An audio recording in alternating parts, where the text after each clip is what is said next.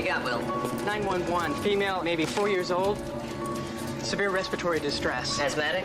Oh, no. She's got a hell of a fever, 105.6. All right, let's get her an exam 1. Anyone with her? Her mother should be right behind us. Okay, get an ambu bag and start the O2. 1, 2, 3. Where's she? Where's Wendy? Where'd they take Are her? you her mother? What are you doing with her? Where's Wendy? Hey, listen, my name is Dr. Travis, and your daughter is right in there. She's receiving emergency breathing care, okay? I want to be with her. I know. Who's your attending physician? What? Your regular doctor. I don't know. They changed it. I think it was Grossman. Grossman? No, it was something like that. Did you call him before you came in? No, I just called 911. There's not going to be any trouble, is there? I mean, I have my insurance. See, here's the card. It's Triax Multicare Incorporated. It's through my job. I know I'm covered. Okay. Dr. Travis? Be right with you. Could I have a word with you now? Miss Pearson, you can bother me about administrative paperwork later. Right now, I have a patient in respiratory distress. You can't just go on. What? It's a 911 call, no attending physician on record. What does that have to do with anything? She's signed with an HMO. We need pre-authorization from them before we can treat the child. We can't even go beyond emergency breathing care without their approval. I'm the physician in charge of the ER, right? I know, but you have to make the call. I have to call them? Stop wasting time and make the call now. I tell you what, you get them on the phone and I'll talk. Right now, a little girl needs my help. So your gunshot victim hasn't told you anything yet? The doctors in ICU say he'll probably never regain consciousness, but I gotta stick around just in case. In that case, I'll buy you a cup of coffee. So I paged you. It has been more than 2 hours since I called. Now, I've got a patient here. Sorry, sir. I have already left a message on the voicemail. Now, if you'll just be patient. No, I'm not gonna wait. Now, you put on one of your damn managed doctors now, or I will be calling every 10 minutes until I speak to one. What's wrong, Jesse? I've got a patient in there, a 4-year-old girl, but Betty here says that I cannot continue Simple treatment. administrative problem. It's been 2 hours. The procedure is very clear. The patient is no longer in a life or death situation. Let me be the judge of that. I'll have to owe you that coffee. Put it in my ledger. What do you got? When she arrived, she was febrile and cyanotic. We put her on O2 and bronchodilators. She was brought in at 11:10? Yeah. Well, hell with it. Bring her in, admit her from ER, and start her on definitive treatment right away. Blood cultures, antibiotics, chest x-ray. Dr. Sloan, I'm sorry, we can't do that. The patient is signed with Triax Multi-Health, Inc. We have to have permission to treat. Let's have a look at her.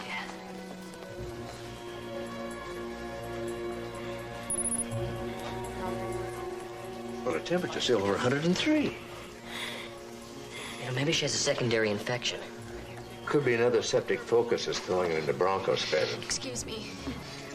She's my little girl. I'm her mother. Please, doctor, do something. Do something. I've got Dr. Holbein, the MD from Triax Multi-Health, Inc. Let's see if we can clear this up.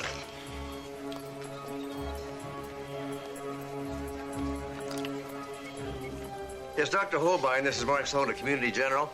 Dr. Sloan? MD? Yes.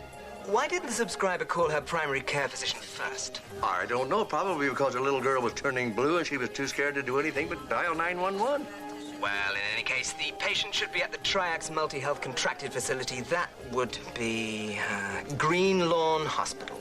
Well, doctor, she's not at Green Lawn. She's in my ER. And we're going to admit her into pediatrics and start a course of treatment. I'm afraid not. My advice would be for Community General to refrain from any unauthorized treatment beyond emergency breathing therapy. But... May I please speak to the subscriber? Yeah. He wants to speak to you. Hello? Ah, Mrs. Turner. I'm afraid this little confusion is your mistake. You know, you should have called your primary care physician, Dr. Grossman, and he would have arranged for the patient's admission to the proper facility. But I didn't know. I was scared. I called 911. What I think you should do now is correct your mistake. I don't understand. Do you have your car there at Community General? Yes? Then I suggest you simply bring the patient over to Green Lawn now. That way, everything will be back in the proper order with the least trouble to everyone. What did you say? I beg your pardon? It's 20 miles across town to Green Lawn. Now, the child was suffering acute respiratory distress 2 hours ago. You want us to throw her in the back seat of a car before we even know why? Frankly, I'm reluctant to authorize the expense of an ambulance when the error is obviously that of the subscribers. Are you out of your mind? The regulations are clear. The patient must be treated in the HMO contracted facility, unless there are legally binding, obvious, immediately life-threatening circumstances. Doctor, I just told you. Simple breathing difficulties that respond to interim treatment do not qualify. Now, I'll see about ordering an ambulance over from Greenlawn. It should take, perhaps an hour. An hour? My God, man. I'm terribly sorry. I have another call. If you wouldn't mind waiting, I'll get right back to you. Wait. Thank you for calling Triax Multi-Health Incorporated. Your call is very important to us. Please stay on the line for the next... Admit her. Dr. Sloan. I'm not holding off treatment any longer. I'll get Vaccarelli up in pediatrics. The hospital directives are very clear. With HMO patients, we must get permission before undertaking any further treatment. What do you want to do, Betty? Wait an hour for their ambulance? She's having a seizure. Get into ICU. I'll get Vaccarelli. Let's roll her on her side. To her airway. Get that oxygen mask back on. Start an IV Valium. Now. Vaccarelli, please call ER immediately. Dr. Sloan, line 2. Dr. Sloan, line 2. Sloan. Hello, Dr. Sloan. This is Dr. Arthur Holbein here again. I'm afraid the ambulance will be slightly delayed. There is a backup at Greenlawn. Don't worry. It'll arrive, and the patient will be appropriately cared for at the proper facility. Dr. Vaccarelli. Dr. Vaccarelli, call ER immediately. Dr. Vaccarelli.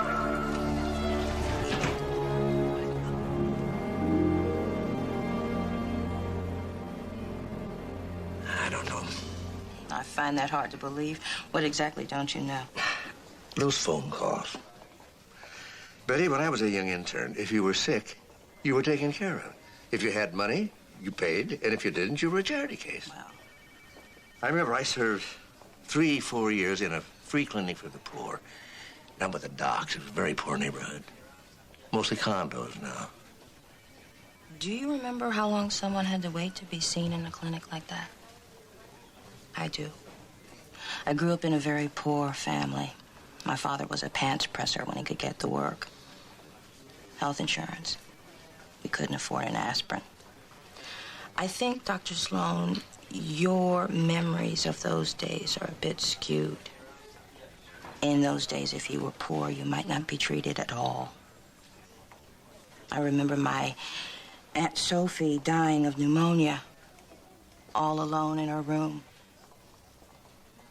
There's something to be said for today. Medicare, Medicaid, HMOs, managed care. They are a lot better than nothing.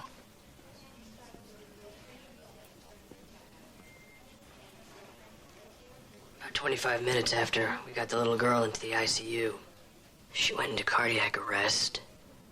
Stan Vaccarelli did all he could, but, she died within 15 minutes. Anybody tell the mother? I did.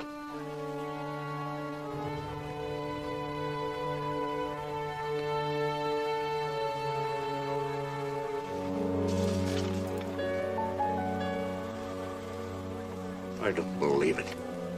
4 hours. 4 hours since she came in here, and the ambulance from Greenlawn just arrived. Mark, there's no way of knowing if we had admitted the child any sooner, if we could have saved her. We did the right thing. We had no choice. We had to follow the protocol. Yeah. And our call was obviously very important to them. We did everything we were authorized to do. You won't have any real answers until they do the postmortem. I know we'll be vindicated. I think it was murder.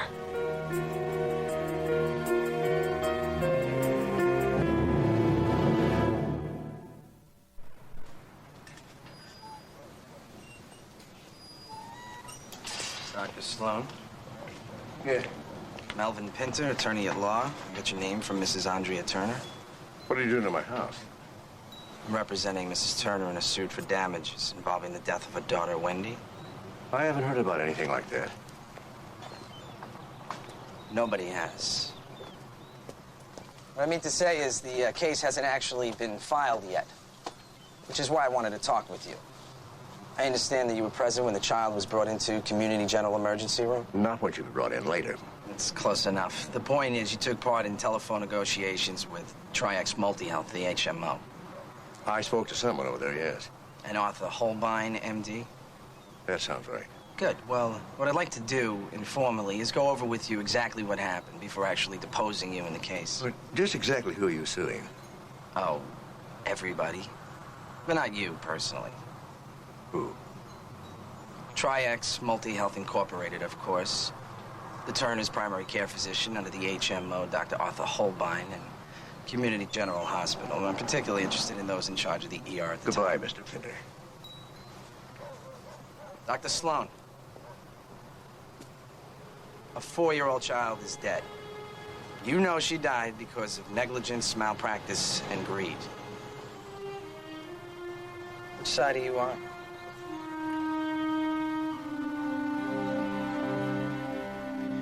Was he killed with an 8-inch Phillips screwdriver or not?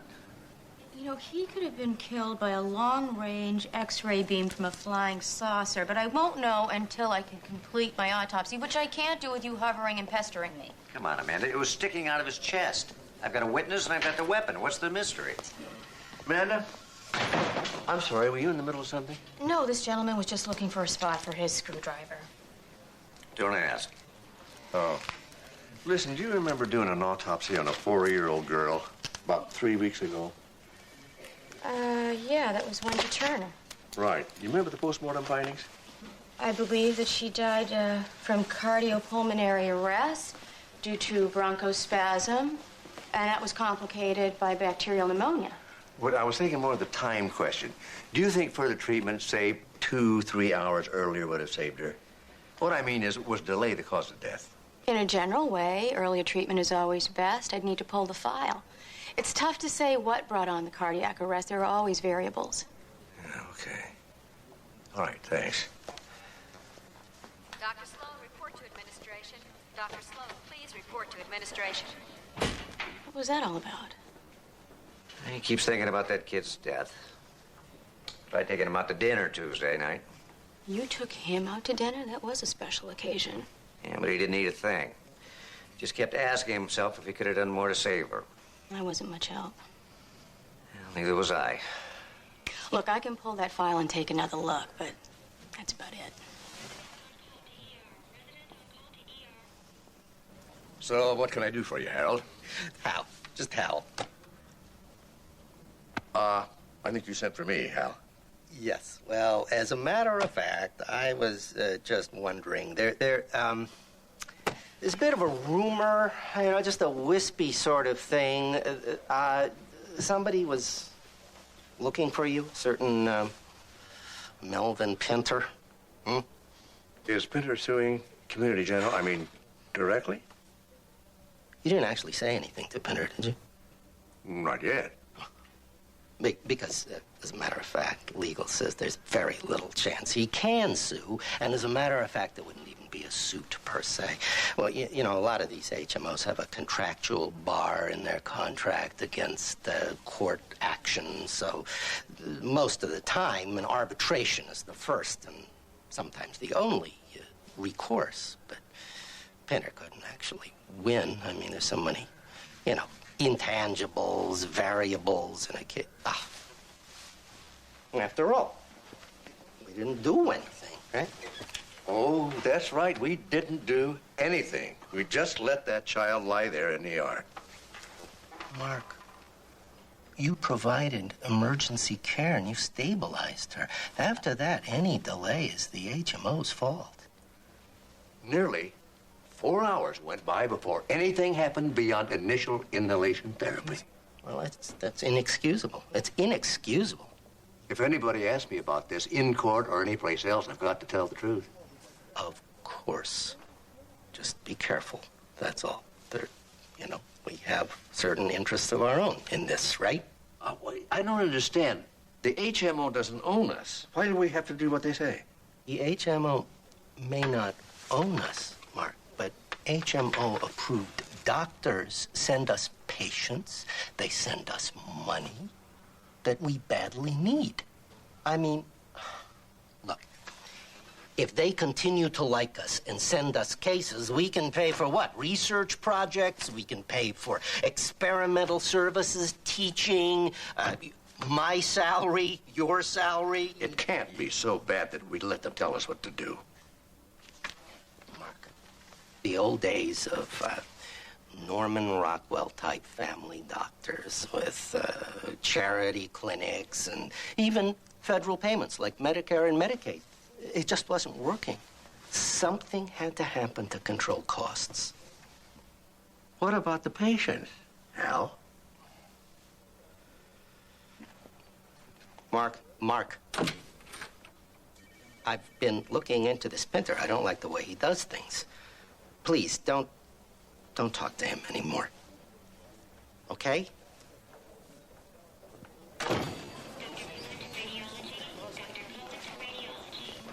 Dr. Sloan. Oh, Nancy, something wrong? I need a minute. In private.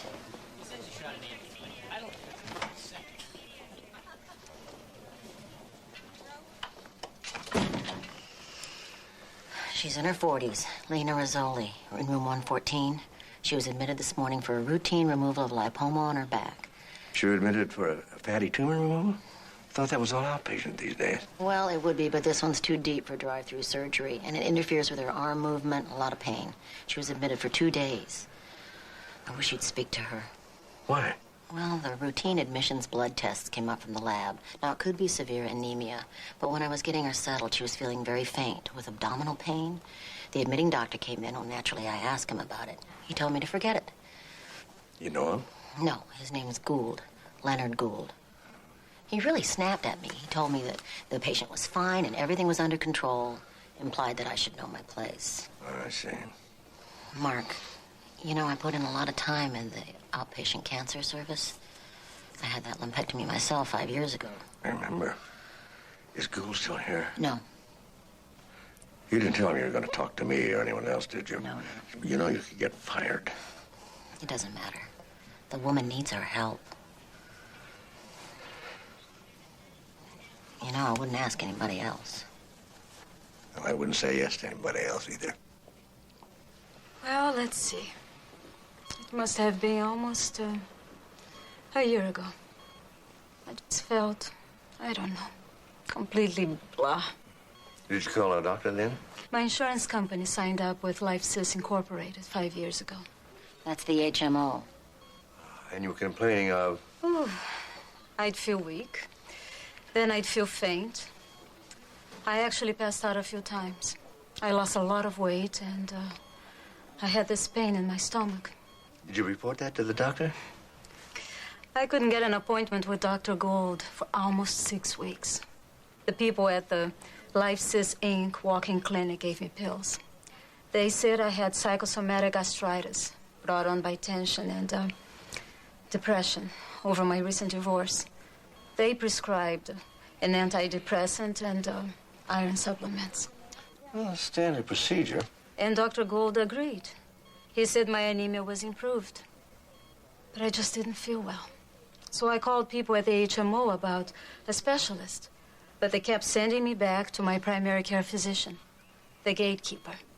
Yes, that's how they call Dr. Gould, the gatekeeper. So these problems continued, huh? I asked him if I shouldn't have some other tests. I don't know what they call them. MRIs? CAT scans? But he said they were unnecessary. So for 6 months, I was on iron supplements and Prozac. And now this thing on my back, the lipoma, grew and really hurt. And that's what I'm here for. See. Miss Rizzoli, have you ever had a mammogram? As a matter of fact, I asked about that as well. But Dr. Gould said it was HMO policy that it was unnecessary for a woman under the age of 45.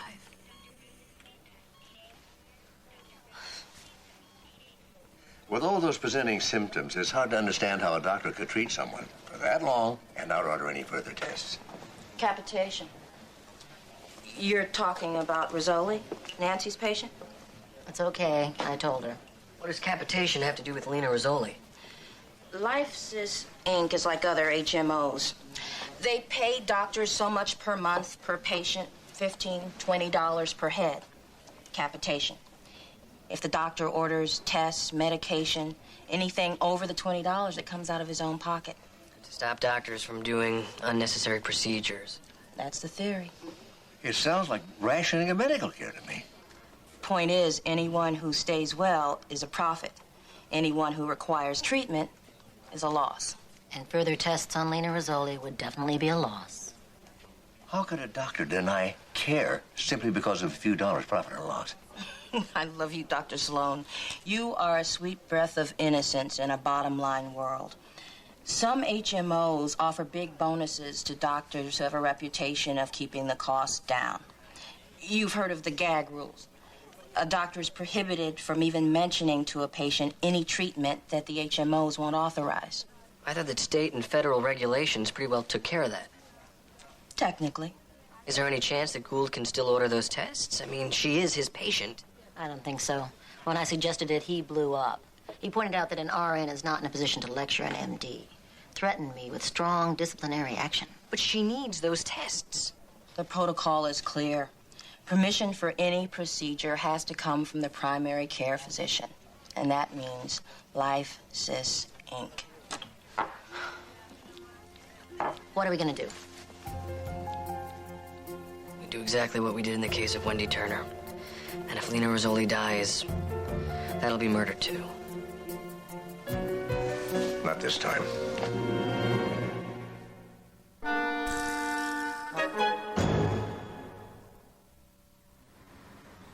I want to know who's responsible for this.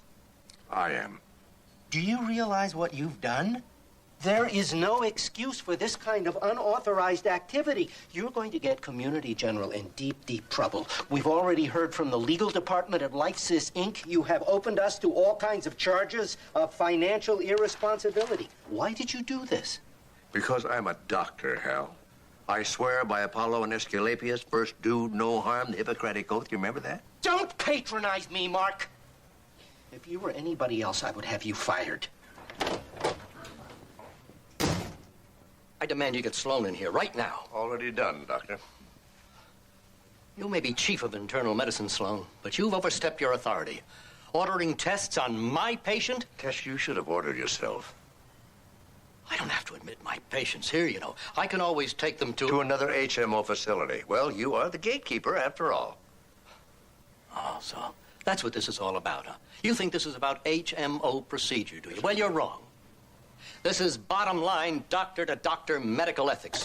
Mrs. Rizzoli is admitted for routine minor surgery, a lipoma excision, and then you in Community General Hospital move in with the obvious motivation of running up enormous bills by a lot of unnecessary procedures. This is the grossest kind of ethical lapse. Dr. Gould, I am sure that we can settle this without any kind of... Well, you going to let him get away with this? Because I'm not.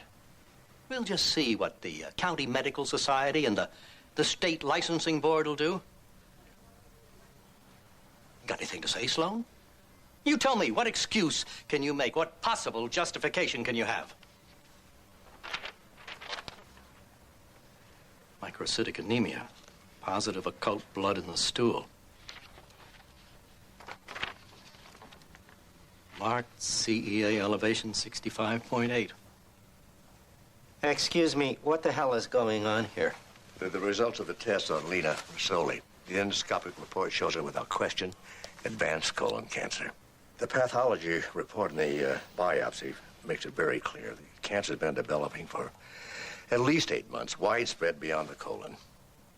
Had the symptoms, the continuous anemia, the weakness, the unexplained weight loss, pain in the abdomen, been interpreted to call for test. When she reported it, the early stages could have been spotted.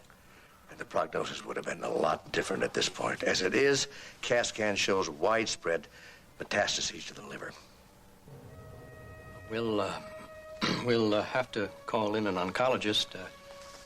You know Malcolm McAuliffe? Good man. Probably call for cryotherapy or possible removal of the lesions. Neither one is very successful very often. Of course, chemotherapy. Excuse me, please. I think I should go downstairs and see my... Mrs. Rizzoli. You think this started 8 months back? The natural history of colon cancer suggests it's been at least that long. 8 months.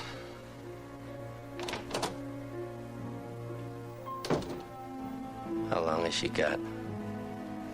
Well, I'm no specialist, Hal. 6 months a year. Well, talk to McAuliffe. See what you can do for her.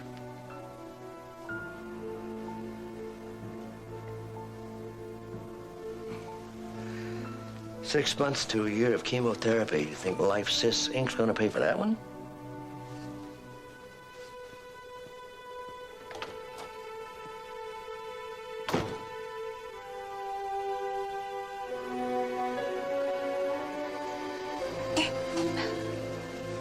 It's all right. You'll be okay now. It's the chemo. There's always some nausea. 3 days. She's under pretty heavy sedation. Dr. Sloan. Yes. How you feeling? Any better? I thought it was Dr. Gould. He came to see me. I actually sort of laughed. I was thinking, where were you 8 months ago? And it might have done some good. Dr. McAuliffe is doing everything that should be done. I know. Dr. Gould said he was sorry. He apologized. I didn't have the strength to feel anything particular. I told him I forgave him. Isn't that silly? Forgave him. What difference does it make?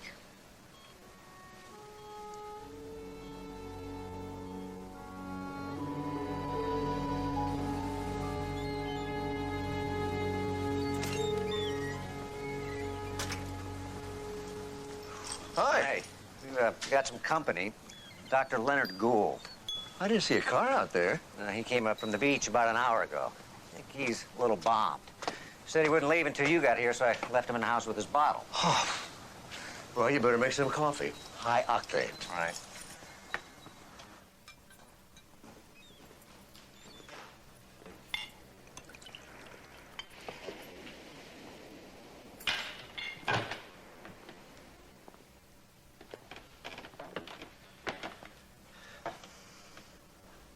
Dr. Gould.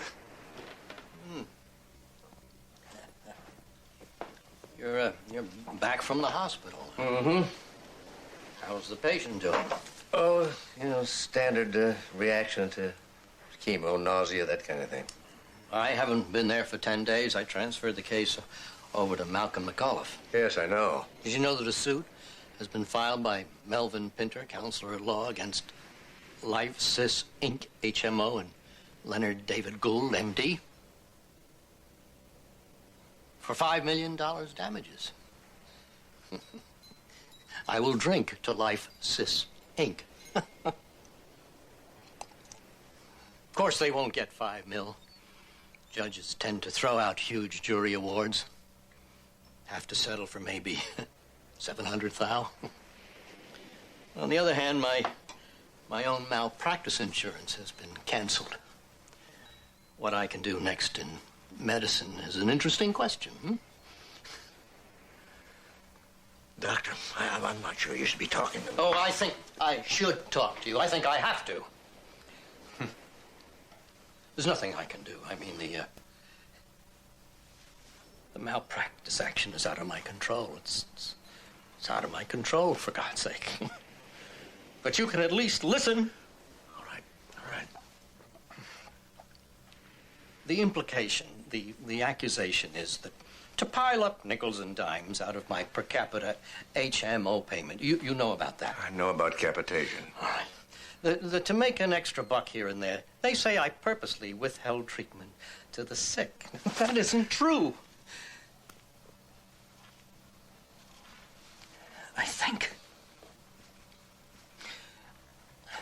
I mean, take managed care.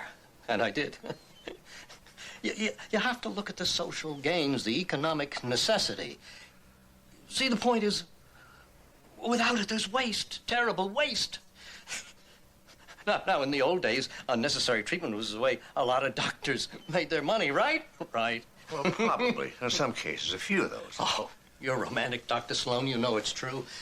We have to control costs, make sure nobody is misusing our resources. Otherwise, the world's best healthcare system will destroy itself. Doctor, past abuses are no justification for inexcusable actions in the present. Look, don't you think this is enough for now? No. You've got to understand. I cannot. I will not believe that a payment system geared to keeping services down would have influenced my medical judgment. I refuse to believe that I would let myself be used to increase some corporate profit margin. Doctor, I don't pretend to understand your motivations, financially or psychologically or in other way. All I know is the treatment was denied. Lena Rizzoli has 6 months to a year.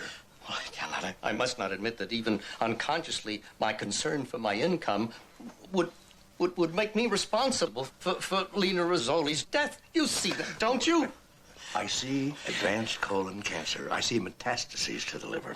You're not listening. You do understand, don't you? I mean, you've got to believe me. You've got to believe me. I'm not guilty of that. Look, I'll take him home. Come on. You've got to believe me. Oh, please, please. My God, you're a doctor, too.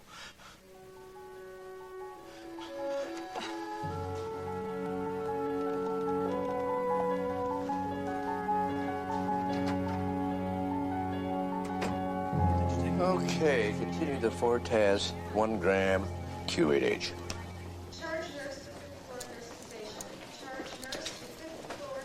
Mark. I knew you were working today. Actually, I came by to say goodbye. I've been fired. Nancy, you knew you were risking your job when you questioned Gould's diagnosis and came to me. That's only part of it. I think they also found out I'm the one that tipped off Melvin Pinter. It's a good thing they can only fire me once. Let me talk to Mr. Lomax. No, please, there's no point. In fact, they're offering me a reference and 6 months severance pay. They're buying you off. Oh, I'll let them. I don't regret what I did, but they might. I got an offer to teach in a nursing school. I like the idea of unleashing a few Nancy Rushes on the Lomaxes of this world. Oh, we're gonna miss you. I'll miss you.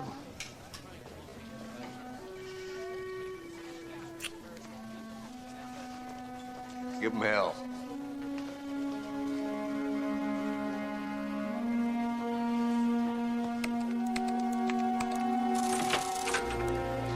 I'm sorry, Mr. Lomax. I tried to stop him. Why are you firing Nancy Rush? She broke protocol. Come on, Hal. On top of which, LifeSys Inc. became aware that she was instrumental in Melvin Pinter's malpractice suit against them.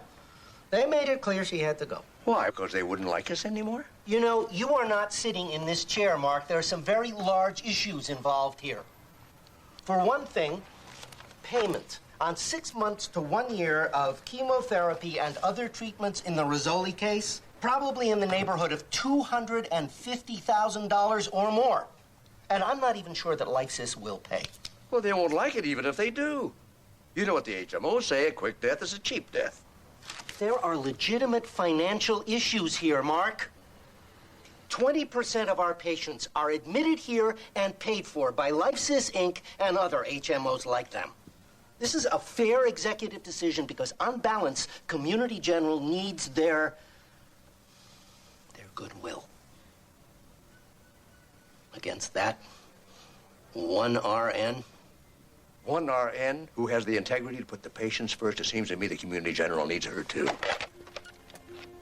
Lorraine, would you do me a favor? Call Melvin Pinter, please. Yes, tell him I'd like to discuss with him a malpractice suit he has.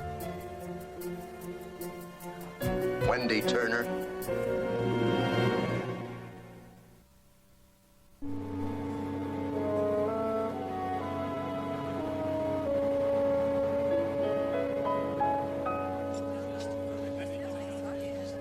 You know, they sent out to the farmer's market for the logs. No, thanks. Very fancy law firm. But this is New York? They won't even let me into the men's room here. Even the janitor has a degree from Harvard Law. Now, they just lend out their boardrooms for fancy arbitrations. Like today? That's right. First stage, a non-binding arbitration. You mean there's no judge? An arbitrator. Well, actually, he's a retired judge. Teaches legal ethics at UCLA Law. Don't think I'll find too friendly an ear there. Why not? This case he sat on, he threw out 5 out of 6 charges. Then cut the amount of damages down from $1 million to a piddling $100,000. Point is, for a major insurance company or HMO to get out from under for a lousy $100,000 is like, finding a bargain at a yard sale. Well, how much are you asking? In excess of $3.5 million.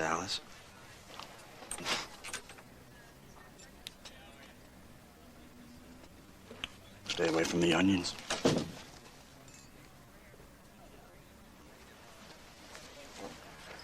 Morning, Hal. It's Harold. And, I really don't understand your aiding and abetting this hijacking conman Pinter, right?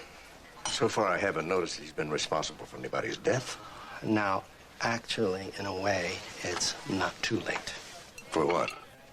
Well, I know you will want to consider your ongoing relationship with Community General. That is, when you testify, a little discretion, one way or the other, would make a big difference to Community General and to you.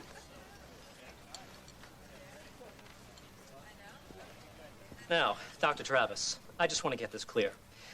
During the time you had the patient in the emergency room, Wendy Turner, she was receiving only standard inhalation therapy, which means this was not considered a life-threatening emergency situation? Well, yes. But then she started seizures. But that was after the telephone conversation with Triax Multi-Health HMO? Yeah, I guess so, yes. I see. That's all the questions. Any further cross-examination for this witness? No, Your Honor. Mr. Pinter, you're next, if you please. Thank you, Your Honor. Dr. Mark Sloan. Dr. Mark Sloan. Thank you for calling Triax Multi-Health Incorporated. Your call is very important to us. Please stay on the line for the next available operator. Dr. Sloan, do you recall Dr. Holbein's suggestion on behalf of Triax Multi-Health Incorporated that Mrs. Andrea Turner should take her child in her car 20 miles across town to the Green Lawn Hospital? The only place that child should have been taken was our pediatrics unit. But as soon as the seizures were noted, Dr. Sloan, full emergency care was immediately instituted.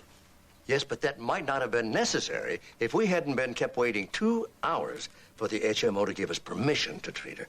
But isn't it a fact that the post-mortem shows no definitive indication that delay was involved in the cause of death?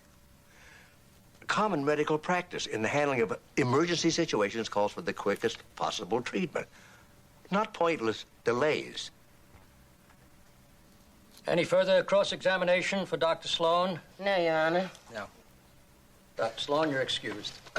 Your Honor, I wonder if I might say just a few words. I object, Your Honor. Your Honor, You've Your nothing Honor, to feel, let him please. talk. Please, Your Honor, this is not a forum for personal opinion. No, it's not. It's an arbitration. My arbitration. And I'll decide who talks and who doesn't. Now, Dr. Sloan, you've been sitting in that chair for the past hour, and it seems like you've been a little bit uneasy. And I, for one, would like to know why. Thank you. I'm aware that the post-mortem is indeterminate as to the precise influence of time in this child's death. Speaking from the point of view of the doctor, I only remember one thing. The clock on the ER wall. It jumped convulsively every second. Jump. Jump. Jump. I can remember the weight of the wristwatch every time I looked at it. It was 4 hours before that ambulance would arrive from Green Lawn. For that, my profession has no excuse. The key to proper delivery of medical services has only to do with the patient's needs. The patient's needs. The profits of a corporation, the rise and fall of its stock in the market, all of the vast economic problems which have erupted out of the mountain of demands and expectations, they're all secondary to the actions of the doctor, the nurse, the clinic, the hospital, and most important to those in danger, in pain, at risk. No hospital is the equivalent of a factory or a bank or a supermarket. I'm no expert on who's legally responsible here. You're lawyers. It's your ballgame. The minutes that Dr. Travis and I spent on the telephone arguing with a computer, playing elevator music, arguing business regulations as who had claim to the patient's billing and control. All that was a violation of my oath. Those minutes belonged to that little girl. Then tell me, Dr. Sloan, who is responsible for Wendy Turner's death? The HMO. Triax Multi-Health, Inc. The doctor in their office. The administrative regulations enforced at Community General Hospital. And me.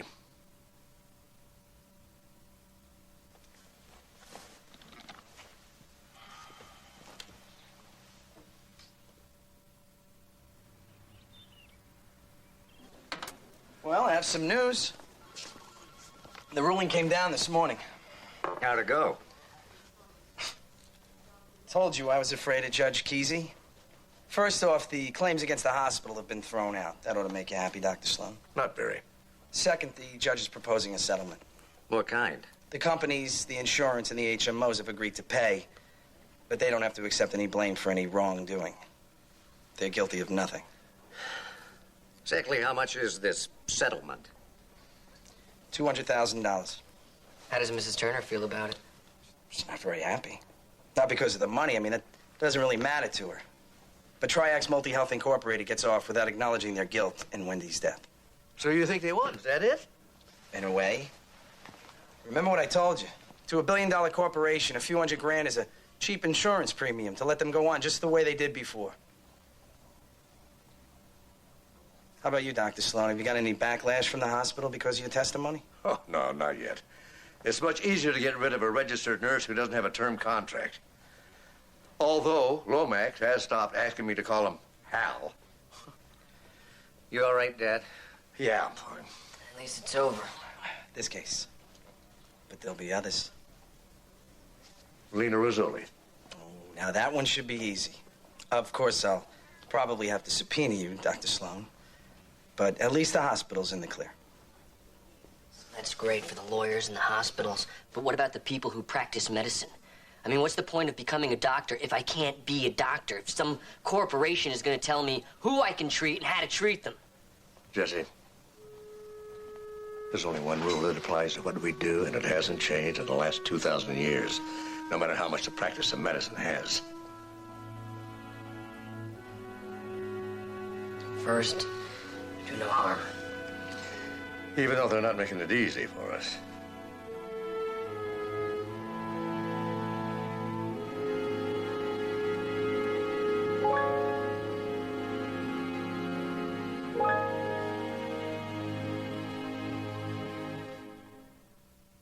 Well, welcome back, everybody, to Make Up.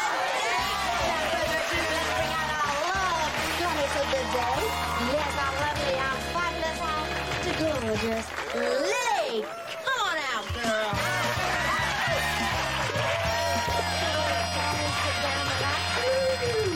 I know this is very nerve-wracking right now, but Lily, my darling, what we're going to do, we're going to ask our eligible public servants around the corner there just a few more questions to see if they're worthy of you. Now, please remember, you don't have to choose any of them. You can choose a date or a day of pampering. I'm talking about a fabulous, all expenses paid day at the spa. Manicure, pedicure, jacuzzi, sauna. Sounds good to me, but of course, the choice is yours. So, off you go, Lily. Okay, well, I'm a veterinarian, so eligible number 1, if you were a dog, what kind of dog would you be? I would be a Saint Bernard. Because I'm big and strong, and after I rescue you, I'd love to take you out for a drink. Woof, woof, big boy. Hey, to have booze will travel. Okay, how about you, number 2? I would be a Weimaraner. Because, you know, they're great dogs.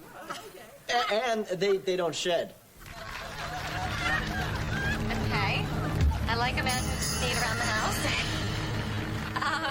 Number 3. Hello, number 3. Oh, me?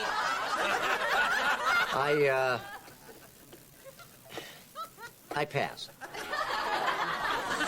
Oh, no. Eligible number 3 is being a bad dog. I'm not a bad dog. I'm not any kind of dog. I like dogs. It's just it's a ridiculous question. Wow. You won't get a doggy treat if you don't answer the question. Black Lab. Sounds good. Why? Because they're smart and loyal. Good answer. Still a stupid question. Well, I can't say I disagree with you there, but why did you come on the show if you didn't want to have to answer silly questions? Yeah, go, Lily. Girl power. Why? Actually, I drew the short straw at the precinct. Captain thought it would be good PR. I guess I'm not supposed to say that either. No, I don't think so. He's blowing it. Yeah, he's a little nervous.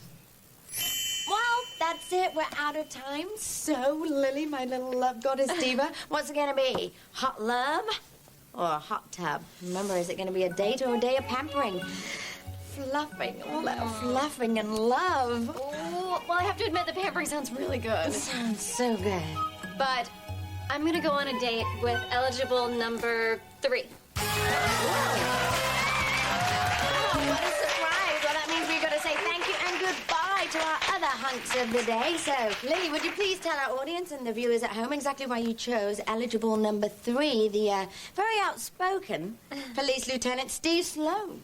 Well, the thing I value most in a person is honesty, and it sounds to me like he has that. Yes, to a fault, I may add. Anyway, Steve Sloan, come and meet your date.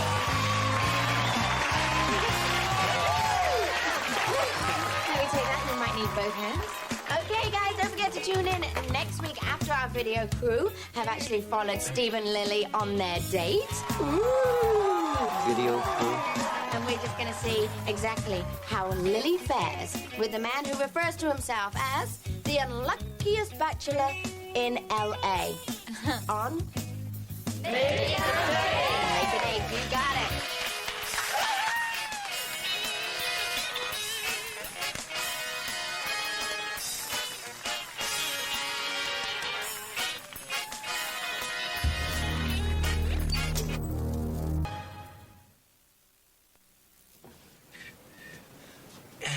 The date hasn't even started and I'm bleeding already. Not a good sign. You know anything at all about this girl you're going out with? Of course I do. I know a lot of things. She's cute, funny, smart. You know it's tougher to get into veterinary school than it is to get into med school? Well, dogs can be very picky. You know, you have to wonder, though, why a girl with that much on the ball would have to go on a television show to get a date. She didn't have to, Dad. And she's new in town and she's adventurous. And she likes snowboarding, backpacking, and that other thing, what is it? Spinning. I mean, she's great. Or she's a psycho. Given my dating history, it could go either way.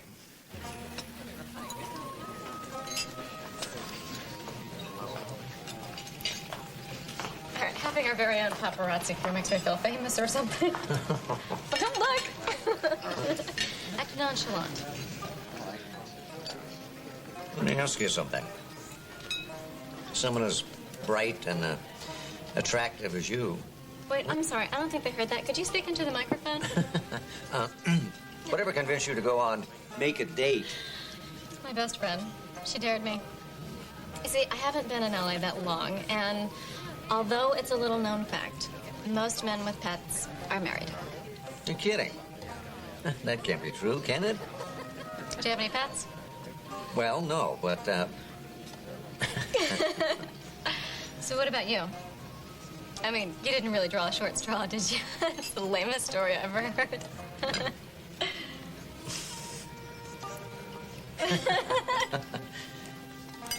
Here's to short straws and best friends. I refuse to answer that on the grounds that it may tend to incriminate me. Oh, come on. Your secret is safe with me and our lurking film crew. What's the worst thing you ever did? Besides, go on TV to get a date.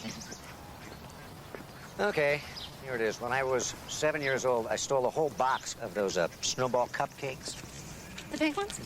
I love those. After I stole them, I didn't know what to do with them, so I ate them all. Oh, you must have been sick for a week. Nah. Only for a minute.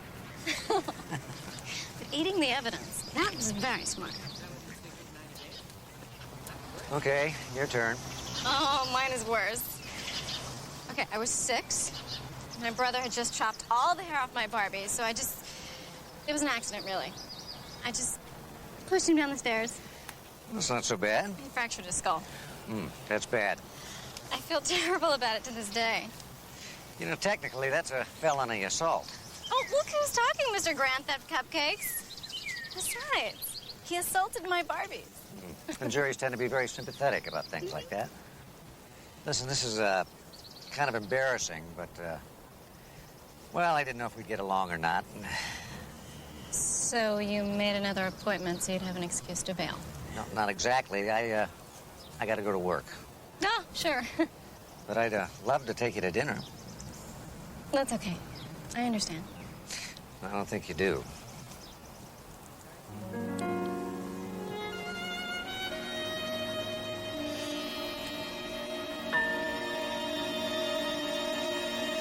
Call you tonight?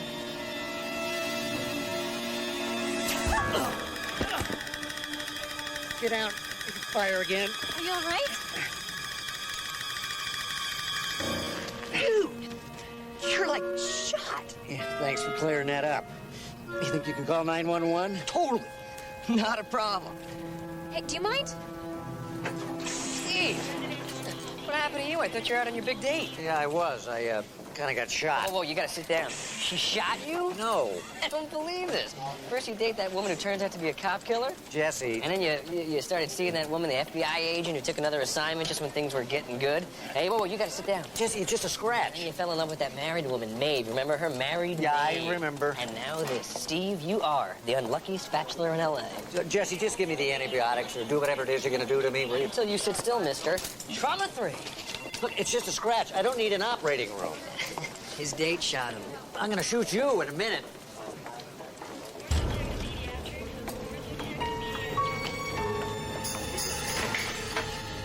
Dr. Wilson, thank you for coming right over. I'm stacked up on rounds. Is this important? Yes, I was just finishing up my autopsy report on your patient who died during surgery. Oh, yes. The gallbladder. Levine, Arthur. Yeah. I'm wondering, you went straight for the open procedure. Yes? Why not the laparoscopic? I haven't seen this procedure used in years. No one uses it as a first option. I do. I learned the old technique. I've never been comfortable with a new one. As overweight as Levine was, it was impossible to use the scope. I had to open him up. I see. Is there a problem with the family? No. The hospital? No. Is someone threatening me with a malpractice suit? Dr. Wilson, I simply need to account for it in my report. That's all. I'm the doctor. I use the procedure I do best. Anything else? No. Thanks for dinner. That was wonderful. Ooh. Oh, sorry. Sorry, I forgot. It's all right. You know, for future reference, you don't have to hire someone to shoot me to keep me from going to work, you know. I could always call in with the flu. I am willing to go to any length to get that second date. You know, I hope you don't think that you're in danger of getting shot every time you go out with me. I'm the adventurous type.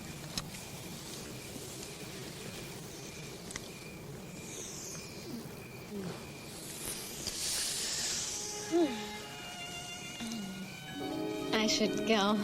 Already? Mm-hmm.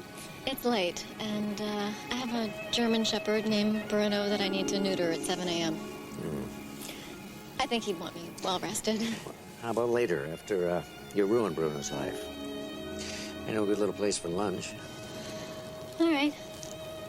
Call me at the clinic around 1. Good.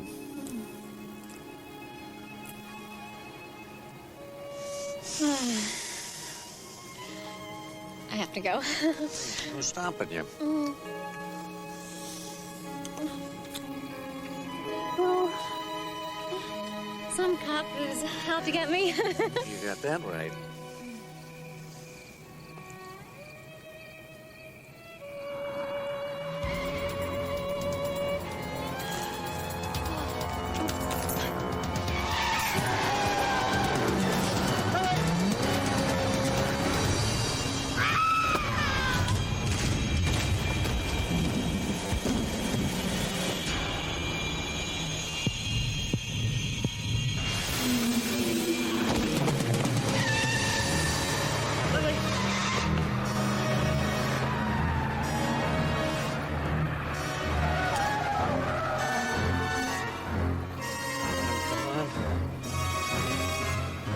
This is Lieutenant Steve Sloan. I've got a hit-and-run victim at the corner of 26th and Woodley. I need an ambulance, fast. Please, hurry. Please, hurry.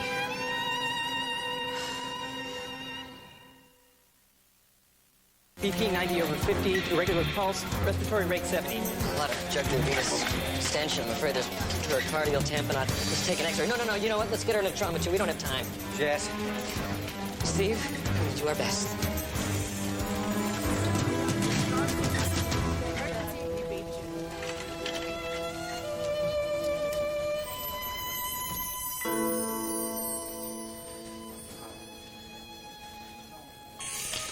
Meds in. Pressure's coming back up, 100 over 60. Thank God. Okay, let's set up for a transesophageal echo. We're gonna need another large bore IV. She's in B-fib. Paddles, let's go. Hurry. 200. 200 is charged. Here you go. Here's some gel. Clear. Clear. Still defibbing. Okay, let's go again. Okay, 260. Clear. Clear. Try again. Let's bring it up to 300. No change. Yes, doctor. 300 joules. Clear. Clear. Damn, come on, Lily. Again. 300. Clear. Clear. Again. Dr. Travis. Look, I said clear.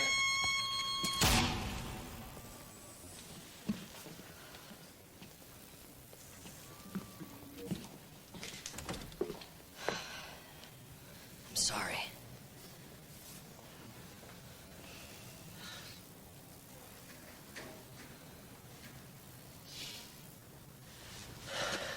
Steve.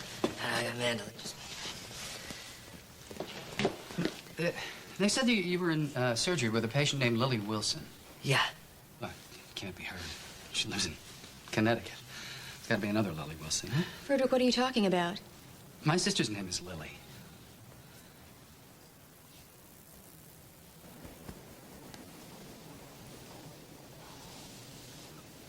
Lily?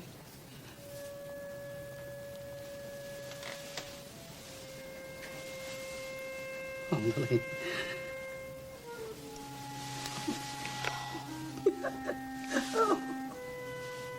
Dr. Wilson. Moses.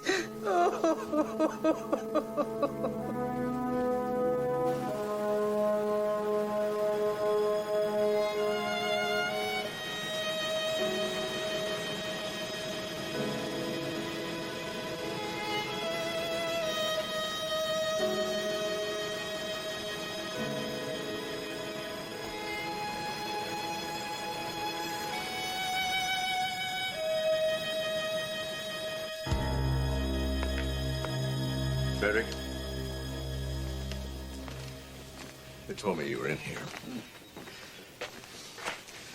I'm so sorry to hear about your sister. Look, we're covered here. Why don't you go home? You've been here all night. No, I don't want to go home. At least here I can, I have things to do. I can feel useful.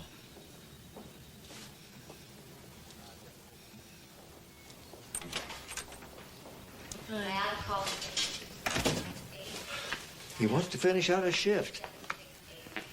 Sometimes it's better for people to just keep going. How is Steve? He left early this morning. He really hasn't spoken about it. Did you know Frederick had a sister? Not until last night. Mark? I could be overthinking this, but doesn't it seem a little odd to you? Frederick Wilson's sister, he's never talked to anybody about her. She's in Los Angeles, on television, dating Steve. And he doesn't even know she's here? Yeah, he mentioned that yesterday. He said that they had had a falling out and that she had drug problems and that he hadn't heard from her since he moved to Los Angeles. What are you thinking? I don't know. Nothing, I guess. It just seems like a lot of coincidence to me.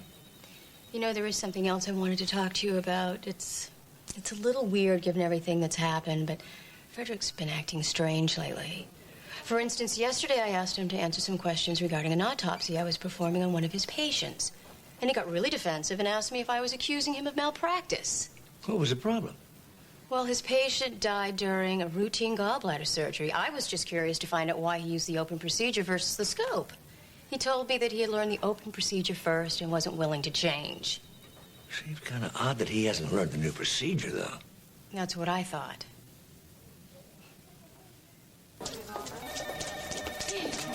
Excuse me. Oh. Here, handsome girl. Hi, Steve Sloan? Yes. I saw you on the TV show. Oh, yeah, well, Hi, I'm Jeannie, Lily's roommate and best friend. well, you're the one that dared her to go on the show. Oh, yeah, guilty. Please, sit down. Well, I shouldn't really stay, but, I just wondered if you found anything out about the person who... No. They said that the car came straight at her. Can you think of anyone that might have wanted to scare or hurt Lily? No. I mean, Lily was my best friend. In some ways, I felt like I knew everything that there was to know about her. But sometimes I felt like I just didn't know her at all. I mean, there were things about her past that she just wouldn't talk about. I found this in her office. Tyler, private investigations. Yeah, sounds like one of those Raymond Chandler types, doesn't it? You know, that kind of keeps the fifth of scotch in his desk. I'm looking for Lou Tyler. I'm Lieutenant Steve Sloan. I'm Lou. So much for a fifth of scotch in a desk for him. That's exactly why I shortened it from Louise to Lou. Sit, please. If you were looking for an investigator in the Yellow Pages, who would you choose? A girl-sounding name like Louise, or a grizzled Raymond Chandler-sounding name like Lou Tyler, P.I.? I see your point. I'm investigating the death of a young woman, Lily Wilson. Can you tell me why she hired you? She was looking for her estranged brother, Frederick Wilson. Another P.I. in Connecticut had tracked him to L.A., and when she got here, he'd moved. And after almost a year, you hadn't managed to find him? She only hired me a week ago. Why would she wait so long?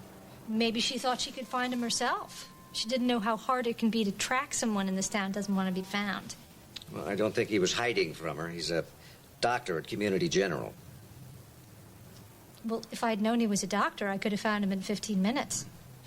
He was on duty the night they brought her in. Oh, poor guy. What a shame.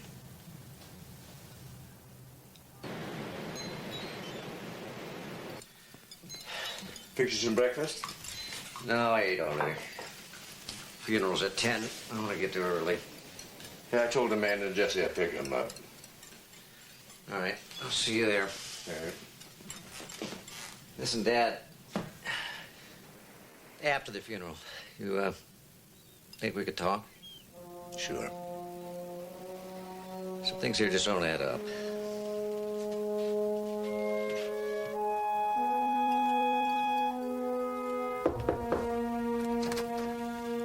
Mark. Mind if I come in? Oh, sure. Do you want something? Like a drink or something? No, thanks. I hope you don't mind my coming by, Frederick. You weren't at the funeral. We got a little worried about you. I couldn't decide what to wear. Yeah. I stood there in front of my closet, looking at my suits, all pressed, hanging neatly. And I couldn't go. I couldn't go.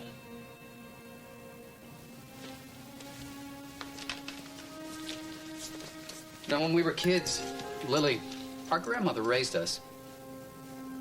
Well, she took us in. I guess you'd have to say we raised ourselves. I watched after her like she was mine.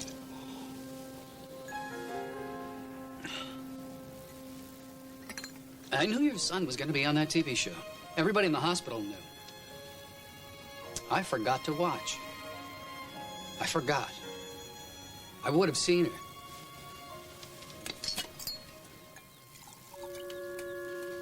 I let her down.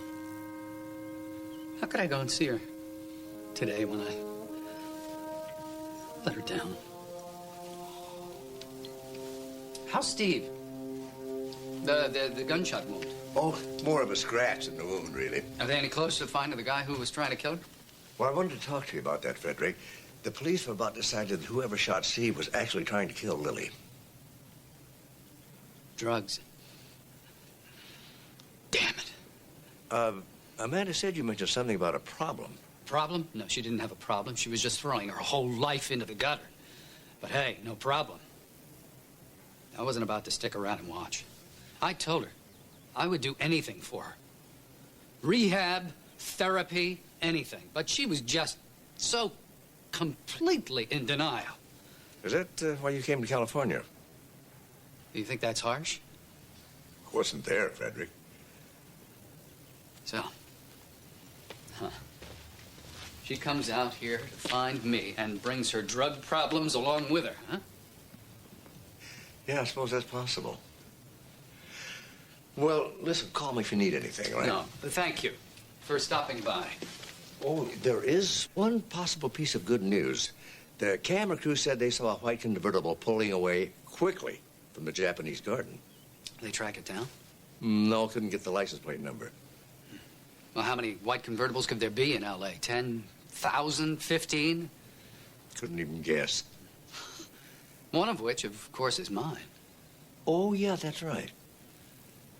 I don't have an alibi. Not for the shooting. Not for the hit and run. Well, I thought you were probably at the hospital. But there'd be no way to account for every hour. Yeah, I guess not. You're a good surgeon, Frederick. You're highly respected in the medical profession. I mean, that means at least as much as a white convertible. Well, better go. Call me if I can do anything. Oh, Amanda mentioned something about a gallbladder procedure you did. What? I was just curious. Why did you decide against the laparoscopy?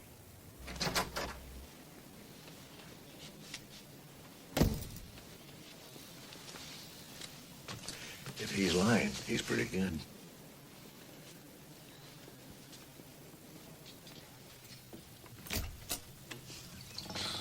That was adorable. Marcus Welby likes you. He really likes you. Shut up. You know, you might want to consider drinking a little less, Frederick. Just a thought. So where were we before we were so rudely interrupted? I'm sorry if I gave you the impression that it was Lily who's been blackmailing you all these months. Impression? You come to the hospital and tell me she's going to the press if I don't give her more money? That's not an impression, Lou.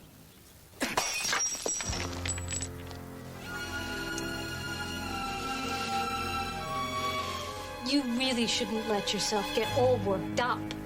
I'm not interested in exposing you. I don't want justice. I'm only interested in money.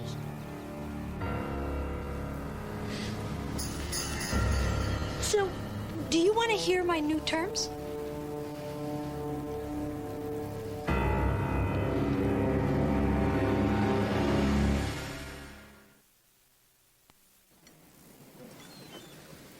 When I asked him why he didn't use the laparoscope, he said that his mentor in medical school, Dr. Arneberg, had taught him the open gallbladder, and it was good enough for Arneberg. He said it's good enough for me. That makes sense. Wait a minute, Tom Arneberg? Yes. I think he published a textbook on general surgery. Right, which recommended the laparoscope for gallbladder surgery. So the guy's a little quirky. Likes to do things his own way. What does that got to do with anything? Quirky? The guy lied. Steve, you didn't see him identify Lily. The guy was devastated. Okay. Frederick Wilson is devastated by his sister's death. What does he do in his grief? He starts spinning a tale of her years of drug abuse. She didn't seem like a drug addict to me. Well, Steve, I'm sorry, but you knew the girl for like a sum total of 2 days. I hate to remind you, but you don't have the best judgment when it comes to women. Can I have this all? What do the toxicology reports say? Clean, no drugs in her system, and no liver damage. Well, not every addict has liver damage. Garlic salt? Blood pressure. You know, the problem is you don't have motive. They fought. Big deal. You and I fight. Doesn't mean that I'm going to kill you. Can I have that salt again? You cooked the chicken, right? Uh-huh. Why didn't you prepare it the way you wanted it to be? Well, because people shouldn't eat salt. It's bad for you. You know, I have to admit, I have not a clue as to what the motive could be. He doesn't have an alibi for the shooting or the hit and run. Oh, well, there you go. No alibi. Hang him. Jesse, what's the matter with you? You act like we're trying to string up Albert Schweitzer or something. Well, you know what? Frederick Wilson may not be Albert Schweitzer, but he is a good doctor. Look, I just feel personally grateful to the guy, okay? No, that's not okay. Look, Jesse, you want to give this guy a pass on murder one. I'd like a little more than I feel personally grateful. Okay, look, I was in the ER, and I was pretty green. I was doing a very tricky procedure, and the patient started to go south. Well, Frederick comes in and just turned it around. And it's not because I was doing anything wrong. It's just he was better than I was. And he didn't rub my face in it. He saved that patient's life, and he wasn't arrogant about it. You know, I respect him for that. Well, I respect that too, Jesse, but you know, people can have a lot of contradictions. I read an article about a hitman who liked to take in stray cats.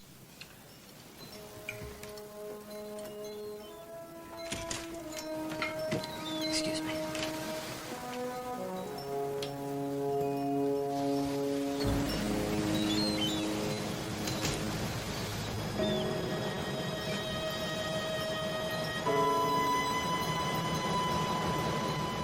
You didn't like my chicken? It's too salty.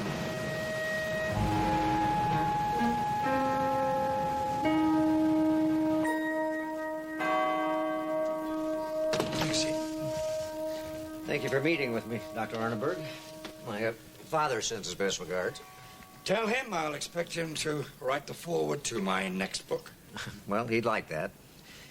I wanted to ask you about a student you had years ago. Oh, well, now, I think you may have made a long, albeit picturesque journey for nothing.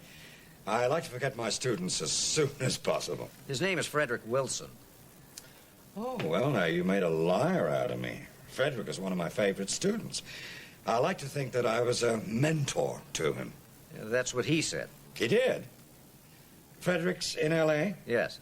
Oh, well, I thought he was somewhere back east. Oh, well, California is blessed for having him on this side of the continent. You, seem to think very highly of him. Oh, indeed I do. I always knew he'd make a fine surgeon. He was a wonderful student, straight A's. But more than that, he had the soul of a surgeon. I'm not sure I know what that is. Well, you can define it, really. You see it, or you don't. Well, I just wanted to get a personal reference on him. I appreciate your time. Happy to be of help.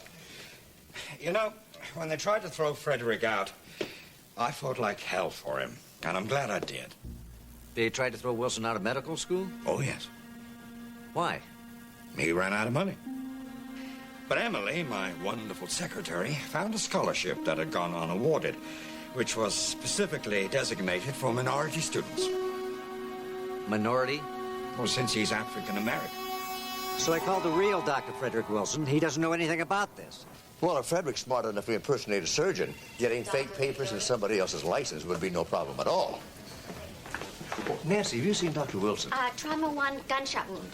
Listen, call security, have them wait outside Trauma 1. Now. Sure, Dr. Sloan. Steve, he's in the middle of a code yellow right now. I have to stop him. Hey, Dad, I'll get there as fast as I can. Don't let him get away. Oh, so what do I owe this honor? Doctor, I have to ask you to step aside. Security's waiting out in the hall. And why is that? Problem with your medical license.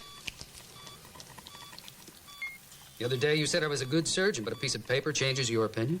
How good you are doesn't alter the fact that you can't practice medicine without a license.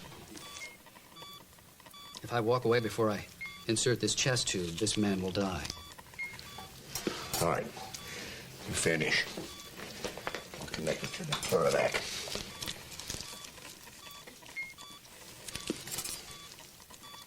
Tell you the truth, I'm just as glad you found out. I'm sick of having to watch my step. You know, I'm entirely self-taught. Got a photographic memory. Listen to the chest, see if his lung is inflated. I saved exactly 84 people in the time I would have wasted in medical school. I kept track. Other doctors could have treated those 84 people. Yeah, odds are those other doctors wouldn't have been as good as I am because most other doctors aren't. I can prove that statistically. I've got a bleeder here. I need another clamp. Wasn't easy convincing the license board to send me another man's license, but if you're clever enough and persistent enough... And lucky enough. Luck had nothing to do with it. Oh, another bleeder. Get a clamp. You got it? Got it. Good. Give me some suction and wide open IV. I need help here. He's hemorrhaging. Get in there. There's a man with a gun. Where's the perp? Dr. Wilson, get him. Dr. Wilson said there was a guy... Dr. Wilson is the perp.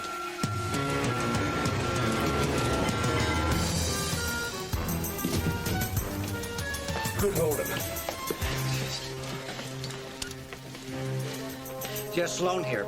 Put out an APB on Frederick Wilson. Alert the airports and the Border Patrol. Right, thanks. I'm gonna go over to his place. You wanna come? No, we just got his patient stabilized. I have to make sure he's all right. I see him.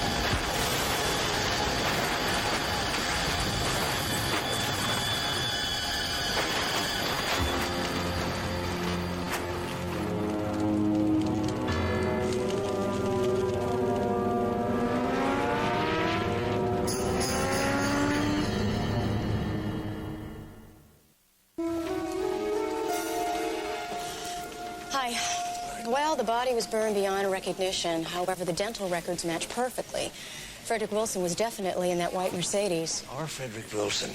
You know, he's the last person on Earth I would figure for a suicide. We found a trace of Valium in his system. Possibly he was a Valium user, self-prescribed. And he could have been sedated and murdered and pushed over that cliff. Well, why would someone want to kill him? Suppose Lily wasn't the one threatening to expose him. Suppose it was somebody else. Well, but why kill the goose that's laying the golden egg? No reason. Unless the goose was about to be cooked and wanted to take you with him. And how do you prove that?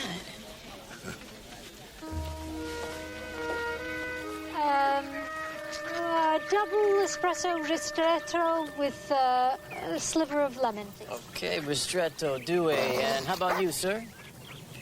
A cup of coffee. Sorry? Coffee, a couple of sugars. In a cup. I'll bring it to you. Come on. I think I hurt his feelings. Thanks a lot for coming to meet me. Oh, listen, it's my pleasure. Thanks for coming all the way out here. I want to help in any way I can. You know, they're investigating Frederick's death as a murder, not a suicide. Really? Do they have any suspects? No, not so far. One eyewitness, some guy on a motorcycle, said he saw a blonde woman standing where the white convertible went over the cliff. That's interesting. Speaking as one of the 3 million slightly enhanced blondes in L.A., I gotta tell you, that's not a lot to go on. That's right. You know, they discovered something kind of disturbing about Frederick. He wasn't really a doctor. And why did you want to see me? Well, the police have discovered that Frederick made a substantial withdrawal from his bank, almost $250,000. Okay, ristretto for the lady and coffee, 2 sugars. The blade looks great. Yeah, thanks. You know, I never understood why coffee got so fancy all of a sudden. You were saying something about $1 million? Oh, yeah, there was something else. There were some previous withdrawals made over a period of about 8 months. You know, nothing really big, but still substantial. What's your professional take on that? Blackmail. Yeah, that's what I thought, too. I don't suppose too many people knew about his secret, did they? His sister would have known. Yeah, possibly. And then, of course, a private investigator might know, too. She only hired me a week ago. That's right, you told me that. Maybe then you can explain this surveillance tape to me. This was taken in the emergency room at Community General Hospital about a week before the first attempt on Lily's life. You were there for about 5 minutes. Oh, yeah. I went for a hike and ran into some poison oak. I figured I'd go get a shot of cortisone at the ER, but they were jammed with flu patients. And they told us, if you don't have a knife or gunshot wound, go home and come back later. So I figured I'd go home and tough it out with the calamine and oatmeal poultices. How did it heal up? Not a single scar. Now, my guess is that that guy sitting on the bench over there, staring at me, is either A, desperately in love with me, or B, your motorcyclist / eyewitness. And I assume that he hasn't been able to positively ID me, or I would have been arrested by your handsome son sitting next to him. Pretty fair assumption. So, since I'm not under arrest and I've finished my overpriced fancy coffee, I trust you won't mind if I get on with my day. I'm sorry I couldn't have been more help to you. Captain.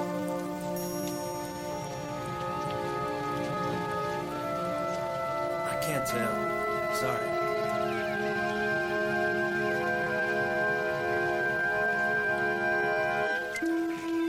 Captain Lemery just called. Lou Tyler's booked on a plane to Buenos Aires this afternoon. Booked under her own name? To a country with no mutual extradition, and we have no way to stop her.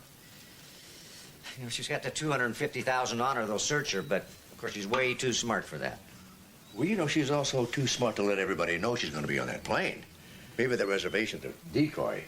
Maybe, but where do we start? Did anybody ever collect on Frederick's life insurance? Everything keeps coming to a dead end. You know, if Lou killed Frederick, she's getting away with it. With Frederick dead, we have no way of knowing if he killed Lily. Hello? Steve, you were right. Hey, how you doing? I'm from ITL. I'm here to pick up a body. Steve, can you hold on a second? Yeah. Say, Frederick Wilson. The casket's out back. May I see the paperwork? Huh? Oh, yeah, here you go. Somebody filed next to kin. This is being shipped out of Van Nuys. Steve, you still there?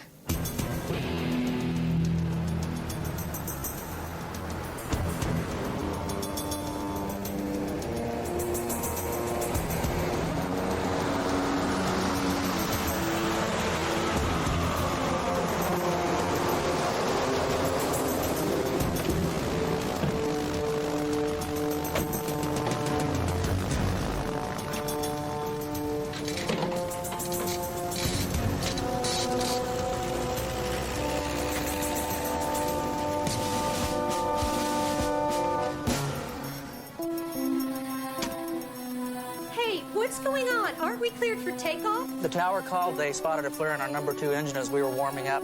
It shouldn't be a problem. They're going to send a couple mechanics to check it out.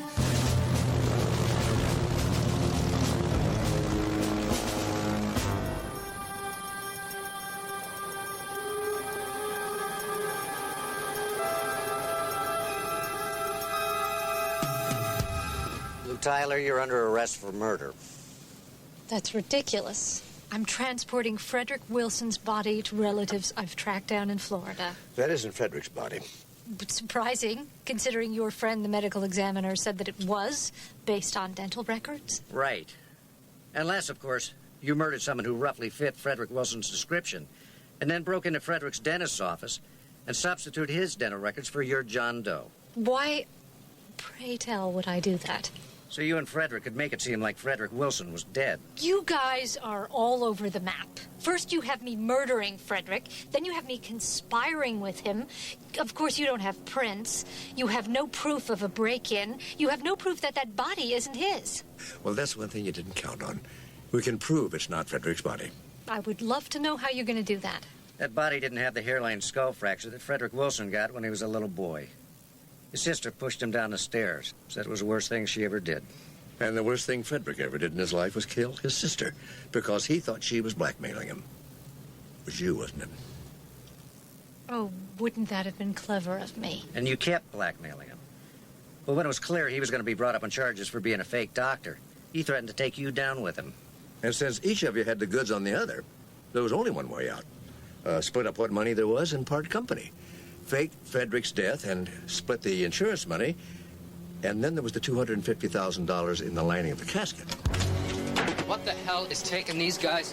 Don't even think about it. It wasn't my idea to kill Lily. Oh, shut up! I thought she was going to expose me, destroy everything I'd built up. She never did believe in me.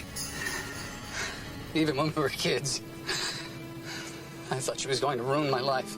Frederick, nobody wanted to ruin your life. You did that yourself.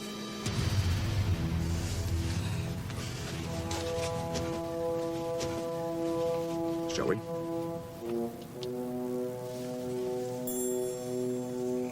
I'm not saying anything until I speak with the lawyer.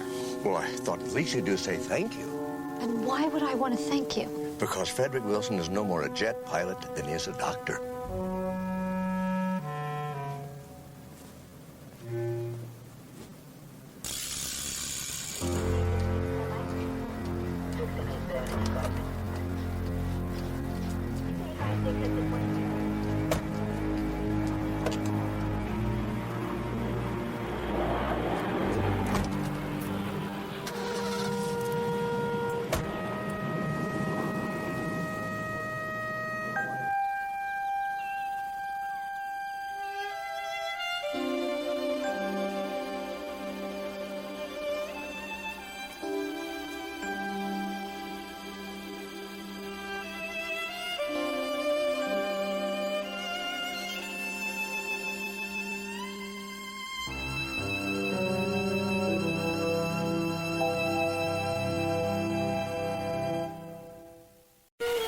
Roger, you agreed to go to this museum dinner with me 3 weeks ago. That was before Tom Wheelock. And you have to meet with him tonight in Laguna Beach. He can't come here. When a man offers to buy your company and he's talking in the neighborhood of $75 million, you go to him. You always do this to me. Lorna, if you want me to continue to prop up that decorating... Why do I even bother to talk to you? Cut me some slack. Fine, go. When will you be home? In the morning. Well, I am going to stay there until I close the deal. And if it takes till 3 o'clock in the morning, then that's what it is. I can remember when you drive hours, any time of the night, just to sleep in the same bed with me. And I can remember when you used to come with me on these business trips and wait for me in the hotel room. So if you'll excuse me, I have some business to attend to. So do I.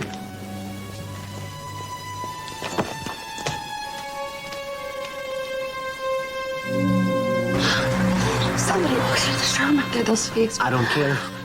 God, you are so beautiful. I have to do it tonight.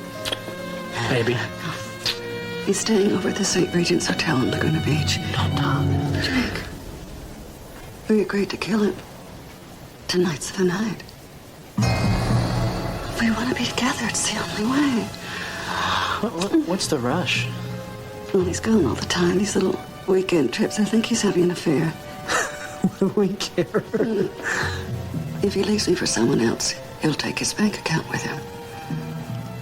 Jake. Tonight. All right. Where's the St. Regent? It's right on Pacific Coast Highway. You can't miss it. I'll write it down for you. Make it look like a robbery. I know. I'll stay late at the museum. I'll make sure lots of people see me, and then I'll meet you here tomorrow to pick up the rug for my client, Mark Sloan. I promised I'd bring it by the hospital tomorrow, and we have to make it look like business as usual. You sure that's what you want? Don't lose your nerve now, Jake. We don't have any other options. Yeah, I guess you're right.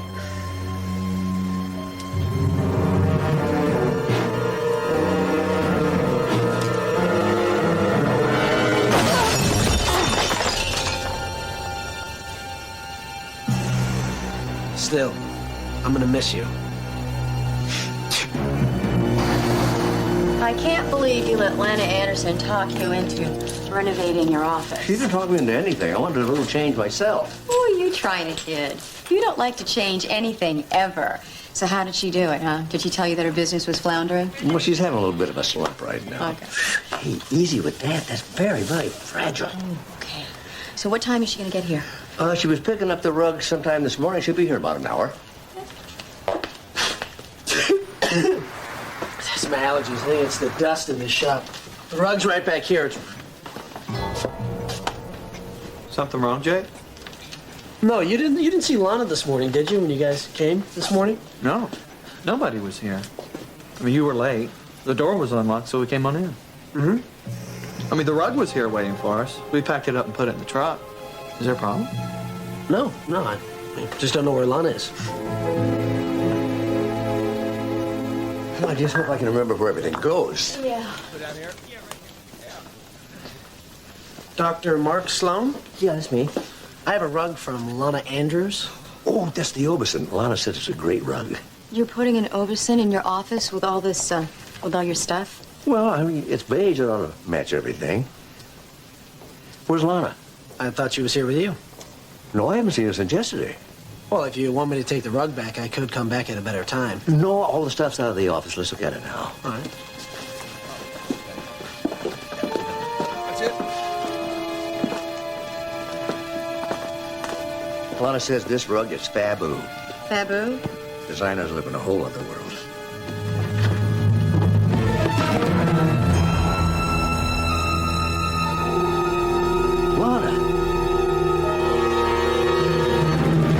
When you picked up the rug this morning? No, nothing. The rug was already rolled up and on the truck.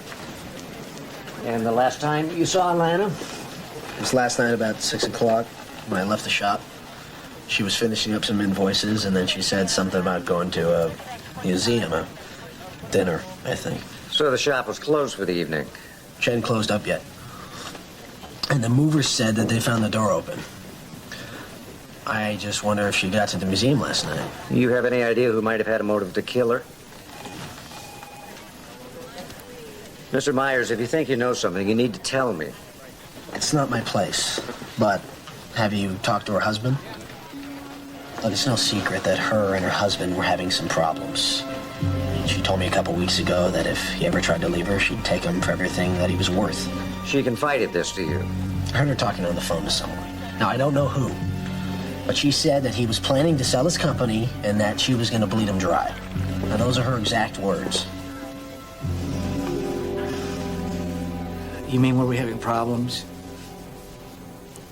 Is that what she told him? Well, I'll admit it. We were going through a rough patch in our marriage. I mean, we were arguing like any other long-term married couple, but we were working our way through it. At least I thought we were. Why are you asking me this? I was told she was killed during a robbery. Well, the cash drawer was rifled, but according to Mr. Myers, less than $100 was taken. Well, she never kept much petty cash at the shop. No, it was probably some druggie looking for money. Or someone trying to make it look like a robbery. Why would somebody do that? Mr. Andrews, I have to ask you, where were you last night? I was with Tom Wheelock and his partners. His company is buying up several medium-sized software companies, and they made an offer on mine. I knew the negotiations were going to last into the night, so I made arrangements to stay over in Laguna. There were witnesses. I have receipts. Maybe. Yesterday, Lana and I argued about my staying over. And maybe if I'd come home.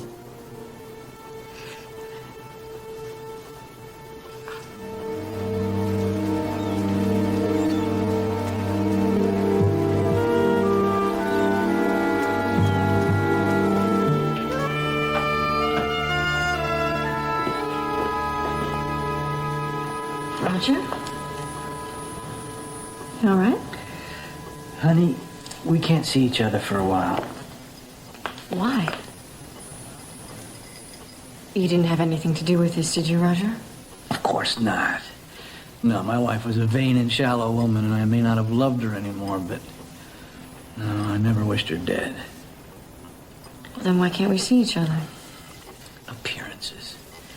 I mean, if people knew that we were together, they might jump to the wrong conclusion.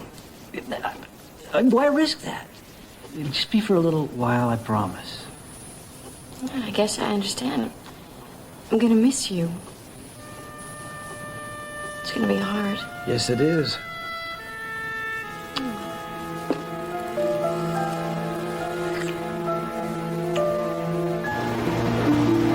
Lana Andrews was bludgeoned to death with some sort of a heavy object. Preliminary findings put the time of death between 6 p.m. and 3 a.m. Any guess on a weapon? Oh, more than a guess. I found tiny ceramic particles in her hair. Statue may be revised. I think so, and given the severity and the angle of the blow, I'd say the killer was very strong and probably a male. That narrows it down to about 500,000 people. Was there any broken pieces of ceramic on the floor? My guys have been over every inch of that shop. Anything large enough for a fingerprint they would have found. But we can go over it again.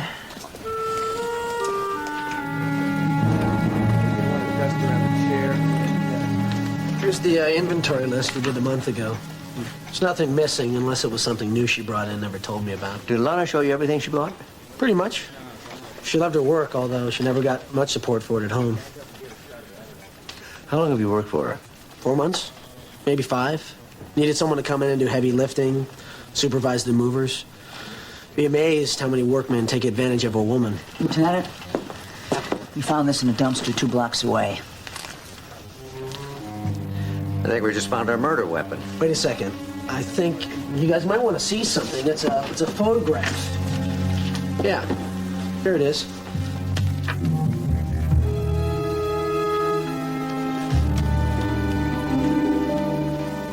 Well, if you had the police call me down here so you could give me your condolences. No, I'm afraid there's a little bit more to it than that.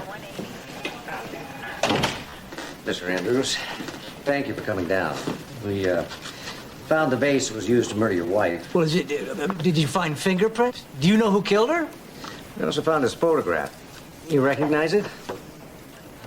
Well, of course, it's my living room. Lana redecorated it about 6 months ago. She was hoping to use it as a showcase. It was not to my taste. I remember a friend of mine saying that once a woman is convinced she can't remake a man, she spends the rest of her time remaking everything around him. It made Lana happy. I just wish I'd done a lot more to make her happy. Take a look at that vase on the shelf in the corner. Well, I remember it. Lana said it was pre-Columbian. When's the last time you saw it? Well, I don't know. I'm pretty oblivious to things like this. I imagine it's still on the shelf in the living room. We searched the house. It's not there. Wait a minute. You don't suspect that I had anything to do with this? Oh, now this is preposterous. I would never do anything to hurt Lana. Besides, I was in Laguna. People saw me. The reservation clerk remembers checking you in. The bellboy remembers you, but the room service waiter seems to remember someone else with you.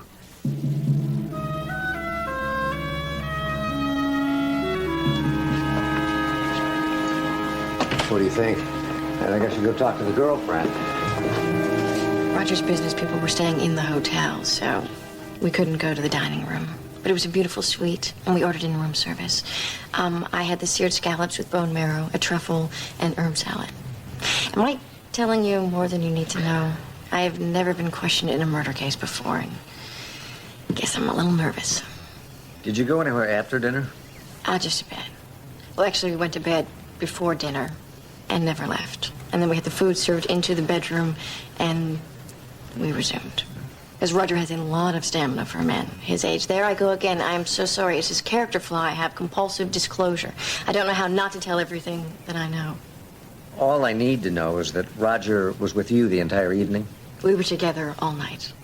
I scarcely got a wink of sleep. Well, thank you for your time, Ms. Masterson. If I have any other questions? Lieutenant? You don't think that Roger had anything to do with his wife's murder, do you? I'm afraid I can't answer that. Well, good luck with the investigation.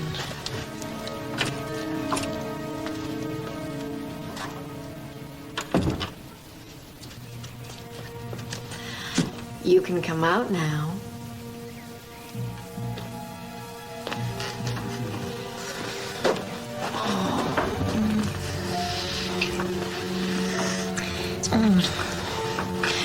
We pulled it off. So, when do we start phase 2? Oh, patience is a virtue, sweetheart.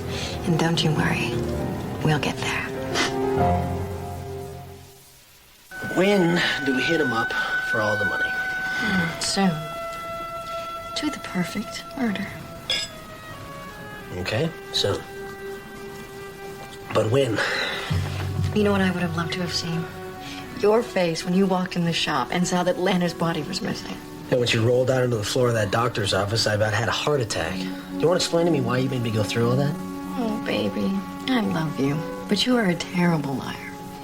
This way, in the presence of impeccable witnesses, you about had a heart attack, after which I don't think anyone's ever going to suspect that you had anything to do with it. You think of everything. Yes, I do. So, how soon do we take his money and go to Europe? Patience. We have a long, rich life ahead of us. The only thing that could go wrong now is if anyone ever connected us.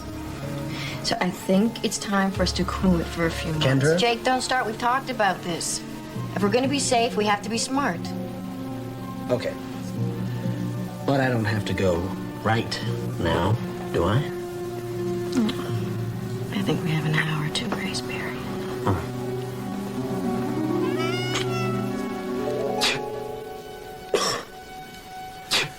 Well, that certainly ruins a wonderful romantic moment.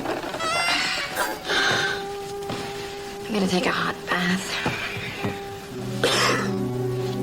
Just hope I'm not allergic to Italy. So somebody took the ceramic vase from Roger's place, brought it to Lana's shop, and killed her with it. Somebody who? Husband's the most logical suspect. There was trouble in their marriage. But he has a very good alibi. It's pretty solid. What about the assistant? There's no evidence that Jake was ever at Lana's house. I don't think he took it from the house to the shop. Well, Lana could have taken it to the shop herself, to show a client, and Jake could have picked it up and hit her with it. He didn't have any motive. You know, I looked at Jake when Lana rolled out of that rug, and if he was not as shocked as I was, he's some good actor. What about the girlfriend? She could have wanted the wife dead. If she and Roger were in it together, they could have been covering for one another. Well, nobody saw either of them leave the hotel that night. But there might be a record of the car's activities. I'll call you this afternoon. Help yourself. You know, dessert comes with this. You want to split it? Absolutely. Roger? Kendra, what are you doing here? I came round by the back, but nobody saw me. A police detective came to see me today. What did you tell him? The truth. Oh, if that's okay. No, absolutely. Good, good. Honey, I'm sorry. I didn't want to drag you into all of this. I love you. Whatever trouble you're in, I'm there with you. Actually, it's just as well that the police know about us. Roger, I have to talk to you. All right, about what? I didn't want to have to talk to you about this. What? I'm in trouble, and I need money. Well, if that's all it is, I mean, don't worry. What do you need? It's my brother. No, it doesn't matter what it's for. I'll write you a check. No, Roger, listen to me. You might not want to help me. Of course I will. Remember when I told you that my brother was in a sanitarium? Vaguely. Well, he's autistic.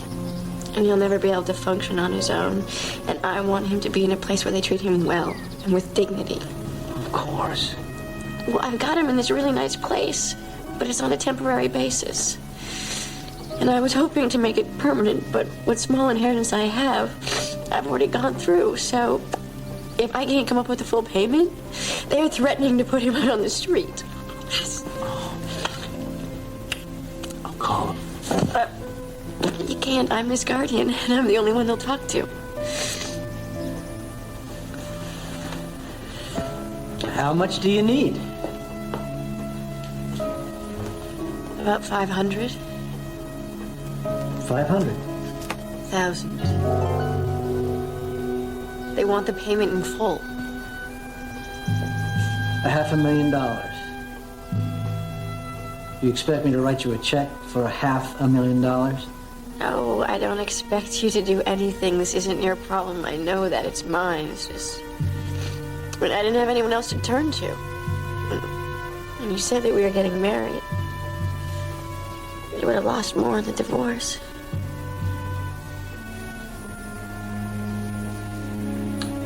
This will be the end of it? You don't have any other relatives out there in dire financial straits? I don't have any other relatives. Just the two of you in my life. My brother.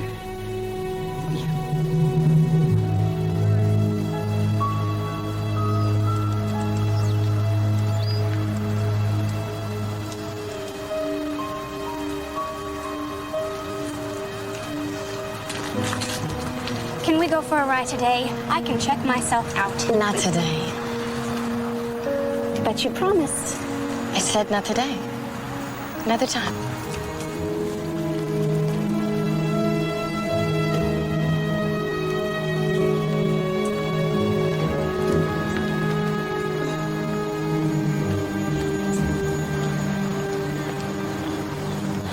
I'll take over. Thanks. Now look at you. How you feeling? Oh, you're so handsome. We got him, Daddy. Just like I said we would. We got him. Dad? Oh, Steve, you remember where this kite was? Dad, does it matter? How about right there? No, I'd like it back where it was. It took me years to get this off of just the way I wanted it. You know, the Chinese have a science about where things should be placed in a room according to a very specific plan. Dad, there's a difference between feng shui and clutter. But how about right there? Any luck at the hotel? No, the parking there is self-service. There's no way to tell if Roger left again the night of the murder. But on a hunch, I'm gonna check his credit card charges. Find something? He gassed up his car right off the freeway in Long Beach, exactly halfway between Laguna and Santa Monica. 1:38 a.m. What'd Roger say? I was just gonna go ask him. You wanna come? Yeah, I'd like to talk to him. The bookcase. That's where it was, on top of the bookcase.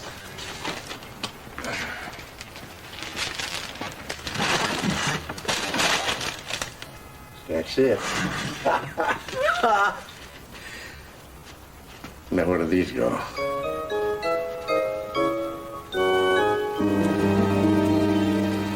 I never left the hotel. Kendra told you. Then how do you explain the gasoline charges?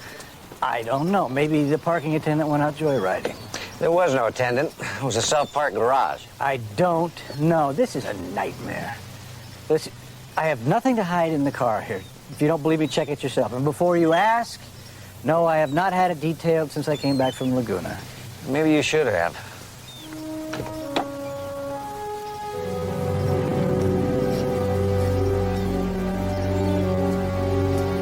I was with Kendra all night. Ask her. I knew you'd find out, and I told him. And I never should have lied. What time did he leave the hotel? It was right after the meetings. And he told me to get into the bed, order room service, and when they got there, to pretend that he was in the bathroom. When did he get back? It must have been about 2:15, 2:30. When he came back, he was strange and excited. Did he tell you where he'd been? He wouldn't talk about it. And he asked me to marry him. And when I asked him about Lana, he said that we wouldn't have to worry about her anymore. Oh, God. I'm so sorry that I lied about that. Am I going to go to jail? I'll need to get your full and complete statement. Of course. And I'll have to ask you not to leave town. I won't.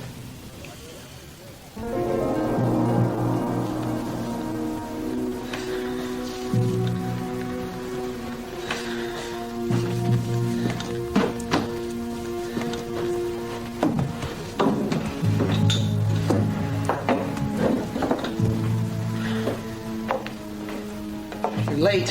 Where have you been? I've been doing the same thing you're doing, pounding a few nails into a coffin. Don't worry about it, Jake. So how's it going? Slow. What do you call these little Egyptian things? Oh, it's called a sarcophagus. All right, well, as soon as I get this sarcophagus shipped, I am officially out of here. And I'll be very happy to get away from all this dust. The police arrested Roger today for the murder of his wife. What, already? What can I tell you? They're good. So how are we supposed to get the money now? Oh, I already have it. You did. You got it. Mm-hmm. How much? 500,000. $500,000? Mm-hmm. Certified cashier's check. I've already deposited it. We did it. We did it. We did it. We did it. Hey, what do you say we follow this guy to Cairo? I always want to see those pyramid things. Sounds like fun. Send me a postcard. Kendra, what? Bye, Jake.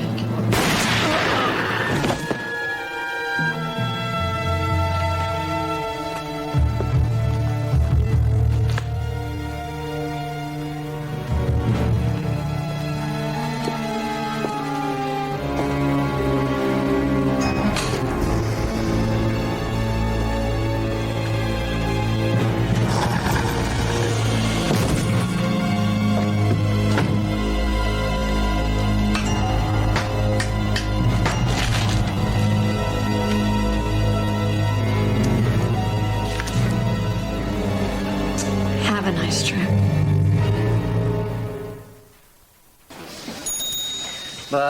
On advice of counsel, all he's willing to say is that he's innocent. Original, I'll have the chicken finger Caesar salad. No? Well, we got him, though. We can match the shard of ceramic we found in his car to the murder weapon. We can prove that the ceramic vase was in his house days before the murder. And the gasoline charge will prove that he was in his car halfway between Laguna and Santa Monica at 1:38 a.m. Order up. Yeah, I heard you. What happened to all your help? Alex has finals and Jesse's on call. You know there are establishments who actually hire people to do the work? Then we'd have no profits at all. So what's wrong with the chicken finger Caesar salad? The chicken is breaded and fried. It's not very healthy for you. Healthy isn't necessarily what I'm thinking about when I walk into a barbecue restaurant. Southwest Cobb salad? Did you see this? Yeah, that's the posting for the gasoline Roger bought the night of the murder. Do you think that's a little odd? Order up. Coming. What? He bought regular gasoline. So maybe he was frugal. He drives a Jaguar. Order up. I'll get it. Well, I don't think a man of Roger's means would risk buying regular gasoline for a high-performance engine like a Jaguar. Yeah, but he's the only one that had motive, means, and opportunity. Can the service station attendant identify him? Not exactly. He remembers there was a man driving the car, he thinks. Well, could it have been the girlfriend wearing a cap trying to look like a man? Kendra Masterson would never look like a man, believe me. He's right about that. Besides, I checked the hotel records. At 1:45, Kendra called room service and ordered ice cream. Now, the room service waiter definitely remembers that she was there when he delivered the ice cream at 2 o'clock. She appeared, however, to have been alone. Roger wasn't there? Well, he could have been in the bathroom, and that's what she told the waiter, but everything points to Roger. If Roger was there, she could have had an accomplice and found a way to slip him the car keys and a credit card. It's not impossible. Does Roger know she's going to testify against him? I'll kill her. Mr. Andrews. I'll kill her. I give her $500,000 and she signs a statement saying I killed my wife? I will kill her. You gave her $500,000? Get her in here. I will choke the truth out of her. Mr. Andrews, I think it'd be better if you didn't use words like "I'll kill her."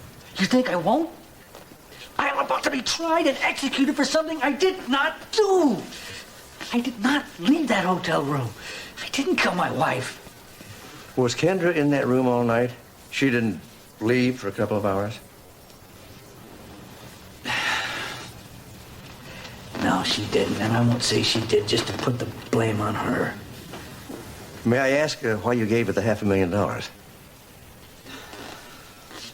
$500,000? Roger Andrews, out of the goodness of his heart, gave me $500,000? That's what he said. And you believed him? I mean, do you know anything about multimillionaire Roger Andrews, about the charity in his heart? You said it was for your brother. You told me it was to pay for his care in a mental hospital. I don't even have a brother, much less one in a loony bin. Well, it'd be easy to check something like that out. Well, you can check all you want. You can't find a brother I don't have. Thank you. No, I meant the money. The bank will have a record of that. Unless it was a cashier's check. Even so, for such a large amount. What did you do, put it in your own checking account? He told me it was an early wedding present. Did you know that he'd asked me to marry him? Well, I'm not surprised. You're a very beautiful young lady. And of course I believe you. It was a wedding present. Trouble is, I'm afraid a jury might see that as a bribe. For what? I mean, to lie? You think I'd lie for him? You did, at first. Yeah, but that was different. That wasn't exactly lying. I thought that he was innocent then. I mean, afterwards...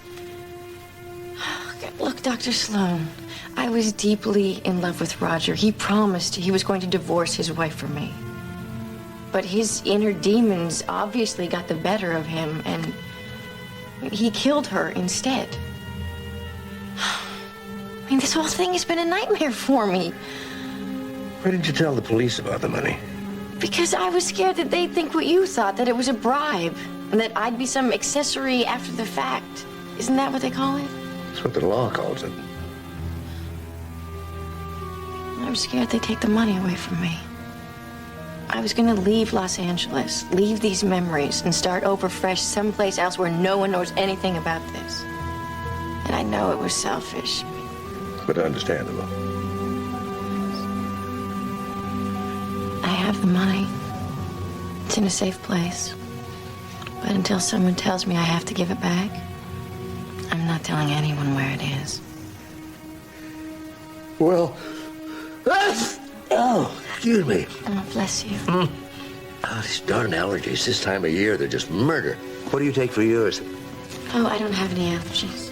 Oh, I thought that inhaler on the table was yours. Oh, that's a friend of mine's. She must have left it when she was here last week.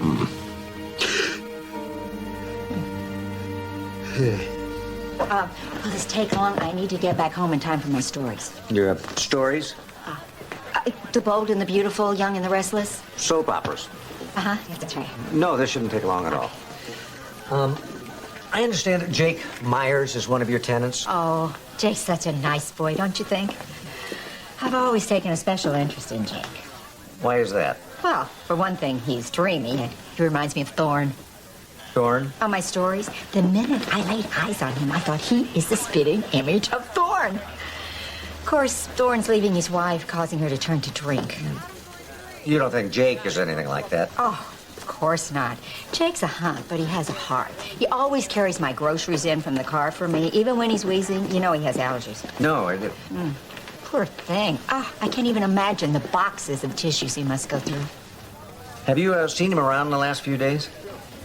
You know, come to think of it, I don't think so. Oh, maybe he's gone for a long weekend with that flashy little number of his. That would be his girlfriend? If you ask me, she's all show. Big, toothy grin. I'll never understand why these girls insist on wearing these skimpy little black dresses displaying far too much of you-know-what to the world. Not like his other one. The other one?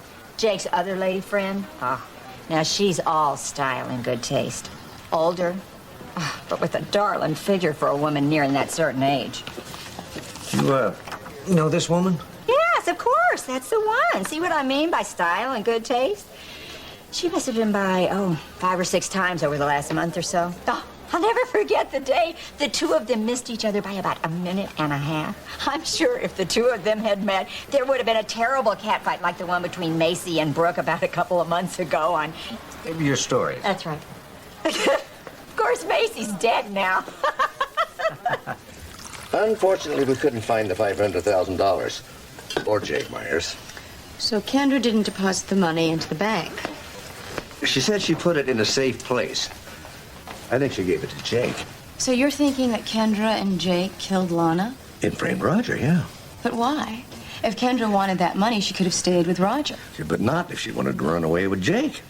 Still, why kill Lana and frame Roger? It seems to me they'd have a pretty tough time getting their hands on that money if he were sitting in jail. Yeah, that's where I think she was very, very clever. She obviously got that money from him before he was arrested, intimating that maybe she wouldn't back up his story unless he paid her off. Then, when she got the money, she made it look like he was bribing her. How do people come up with these schemes?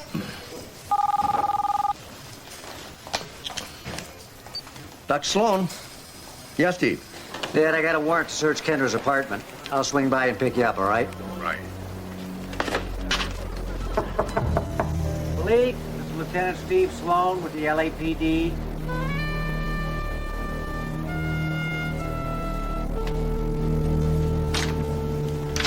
Why don't you yell a little louder? There may be one or two of my neighbors who didn't hear you. I have a warrant to search your apartment. For what? For an allergy inhalant and anything that might connect you with Jake Myers. Who? Where is he? I'm sorry, I don't know Jake Myers. His landlady described you as his girlfriend. Where's the money?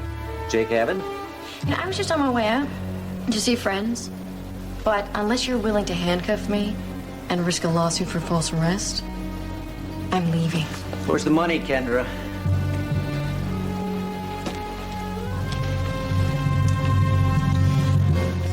Oh, don't forget to lock up on your way out. Lieutenant? Jag keys. Looks like a duplicate. I can put Jake Myers in Roger's car. We've got him.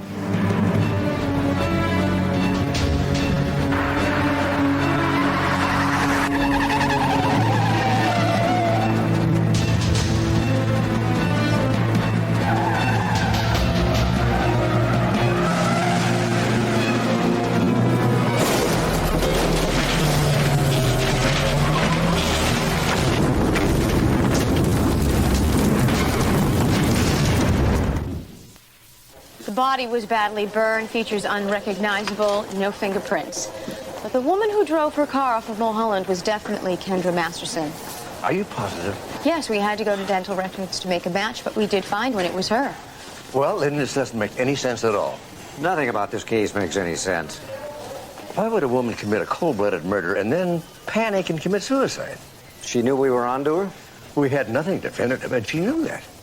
I suppose we can rule out sudden feelings of remorse. Seems unlikely, but it could have been an accident. Pretty coincidental. Sloan here. Uh-huh. All right, thanks. There's a missing persons report filed last night on Kendra Masterson. You never guess who filed it. Jake Myers. Not even close.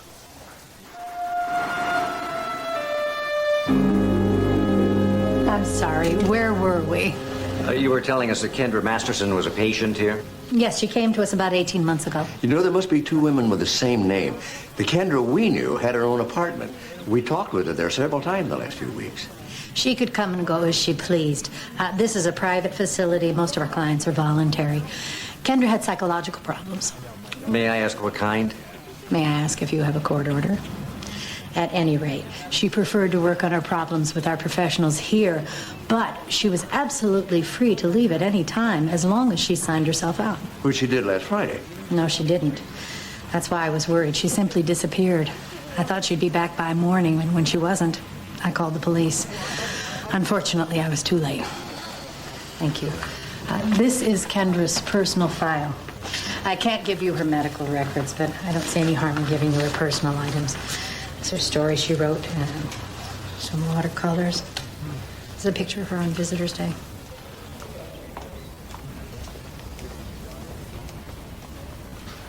Who's that with her? That's Keith Scott and his daughter, Beverly. He's a patient here, a stroke victim. Kendra took a liking to the Scotts. She really looked forward to Beverly's visits.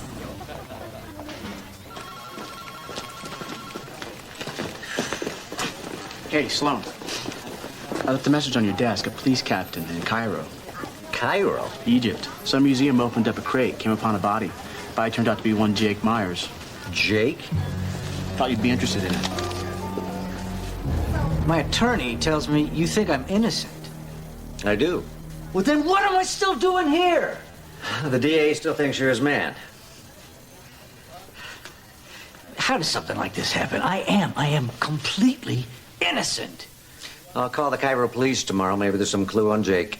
So you're saying that she killed Jake and shipped him to Egypt? To keep him from talking, probably. My guess is she didn't think the Egyptian authorities would be able to identify him. She kills two people, and then she kills herself. Did you know that she'd been under psychiatric care for some time? No. The head nurse at the sanitarium identified her. This was in her file. That's Keith Scott. You know him? I don't believe this. Talk to me, Roger. I guess it turns out that I got what I deserved after all. I had business dealings with Keith Scott. Want to be a little more specific? I destroyed his business. He had a stroke. I lost track of what happened to him after that. When we were here this morning, you identified a woman in this picture as Kendra Masterson. Yes, that's right. Now, that young woman right there, that's Kendra Masterson. No, that's Beverly Scott. I told you her father's a patient here. This is Kendra. Does Beverly come to visit her father on a regular basis? She did until recently. She gives a cashier's check for his lifetime care. A check? For how much? Nearly $300,000. And then she left the country. When? Well, it was shortly after Kendra's terrible accident, but she calls. Oh, en otro café, por favor. Sí, señorita. Sí.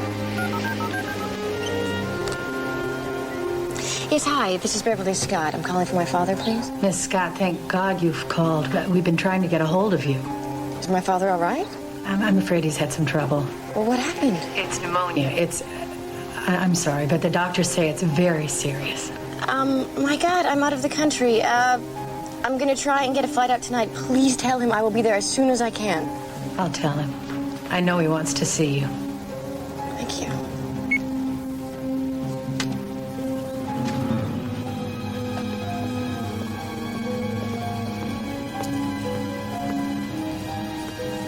Hello, Daddy. Ciao, Beverly. That's your name, isn't it, Beverly Scott? So my father's not dying? No, your father's doing fine. I hated to worry you, but I didn't know how else to get you back in the country. What'd you do to your wrist? Roger Andrews destroyed my father. No excuse for murder. You can't prove anything. You left your fingerprints all over Kendra Masterson's apartment. So I borrowed an apartment from a woman that I met at my father's hospital. She gave me permission. It's no big deal. Now she's dead, too. Did you hurt your wrist jumping out of the car at the last minute before you sent Kendra over the edge to her death? I'm going to see my father now. You know, the museum in Cairo was a little unhappy when they unpacked that sarcophagus and found Jake's body in there. You know, it's an interesting thing. You know those rubber aprons they wear when they're working around a lot of dust? It turns out that rubber retains a fingerprint very, very well. In fact, the Egyptian authorities lifted a partial fingerprint off that apron, and it matches yours. You're bluffing.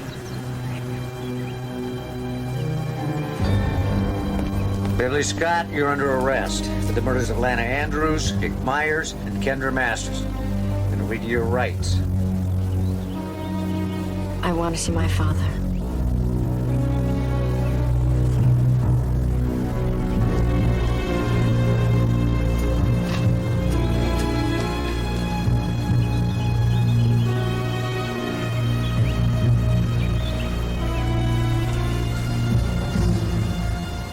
Daddy? I am so sorry. I'm not going to be able to see you for a while. But I love you. I love you very much.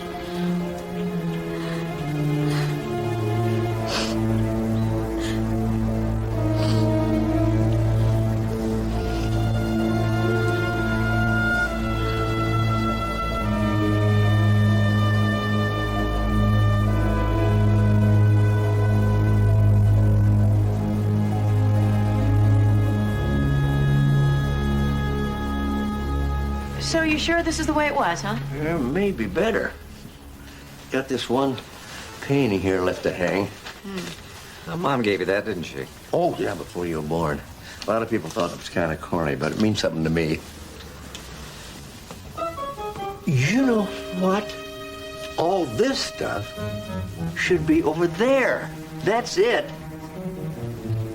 Steve? Well, I didn't mean right now.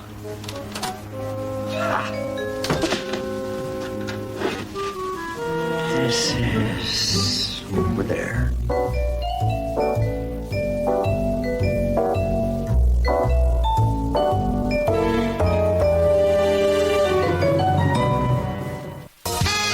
Tonight, Dave really gets things cooking with Martha Stewart. Plus, a debate top 10, director Spike Lee, and know your current events. But first, your local news.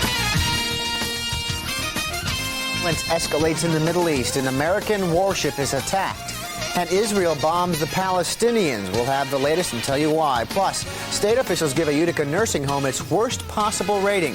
Those stories plus Mets playoff highlights in Jim Barrick's Precision Forecast.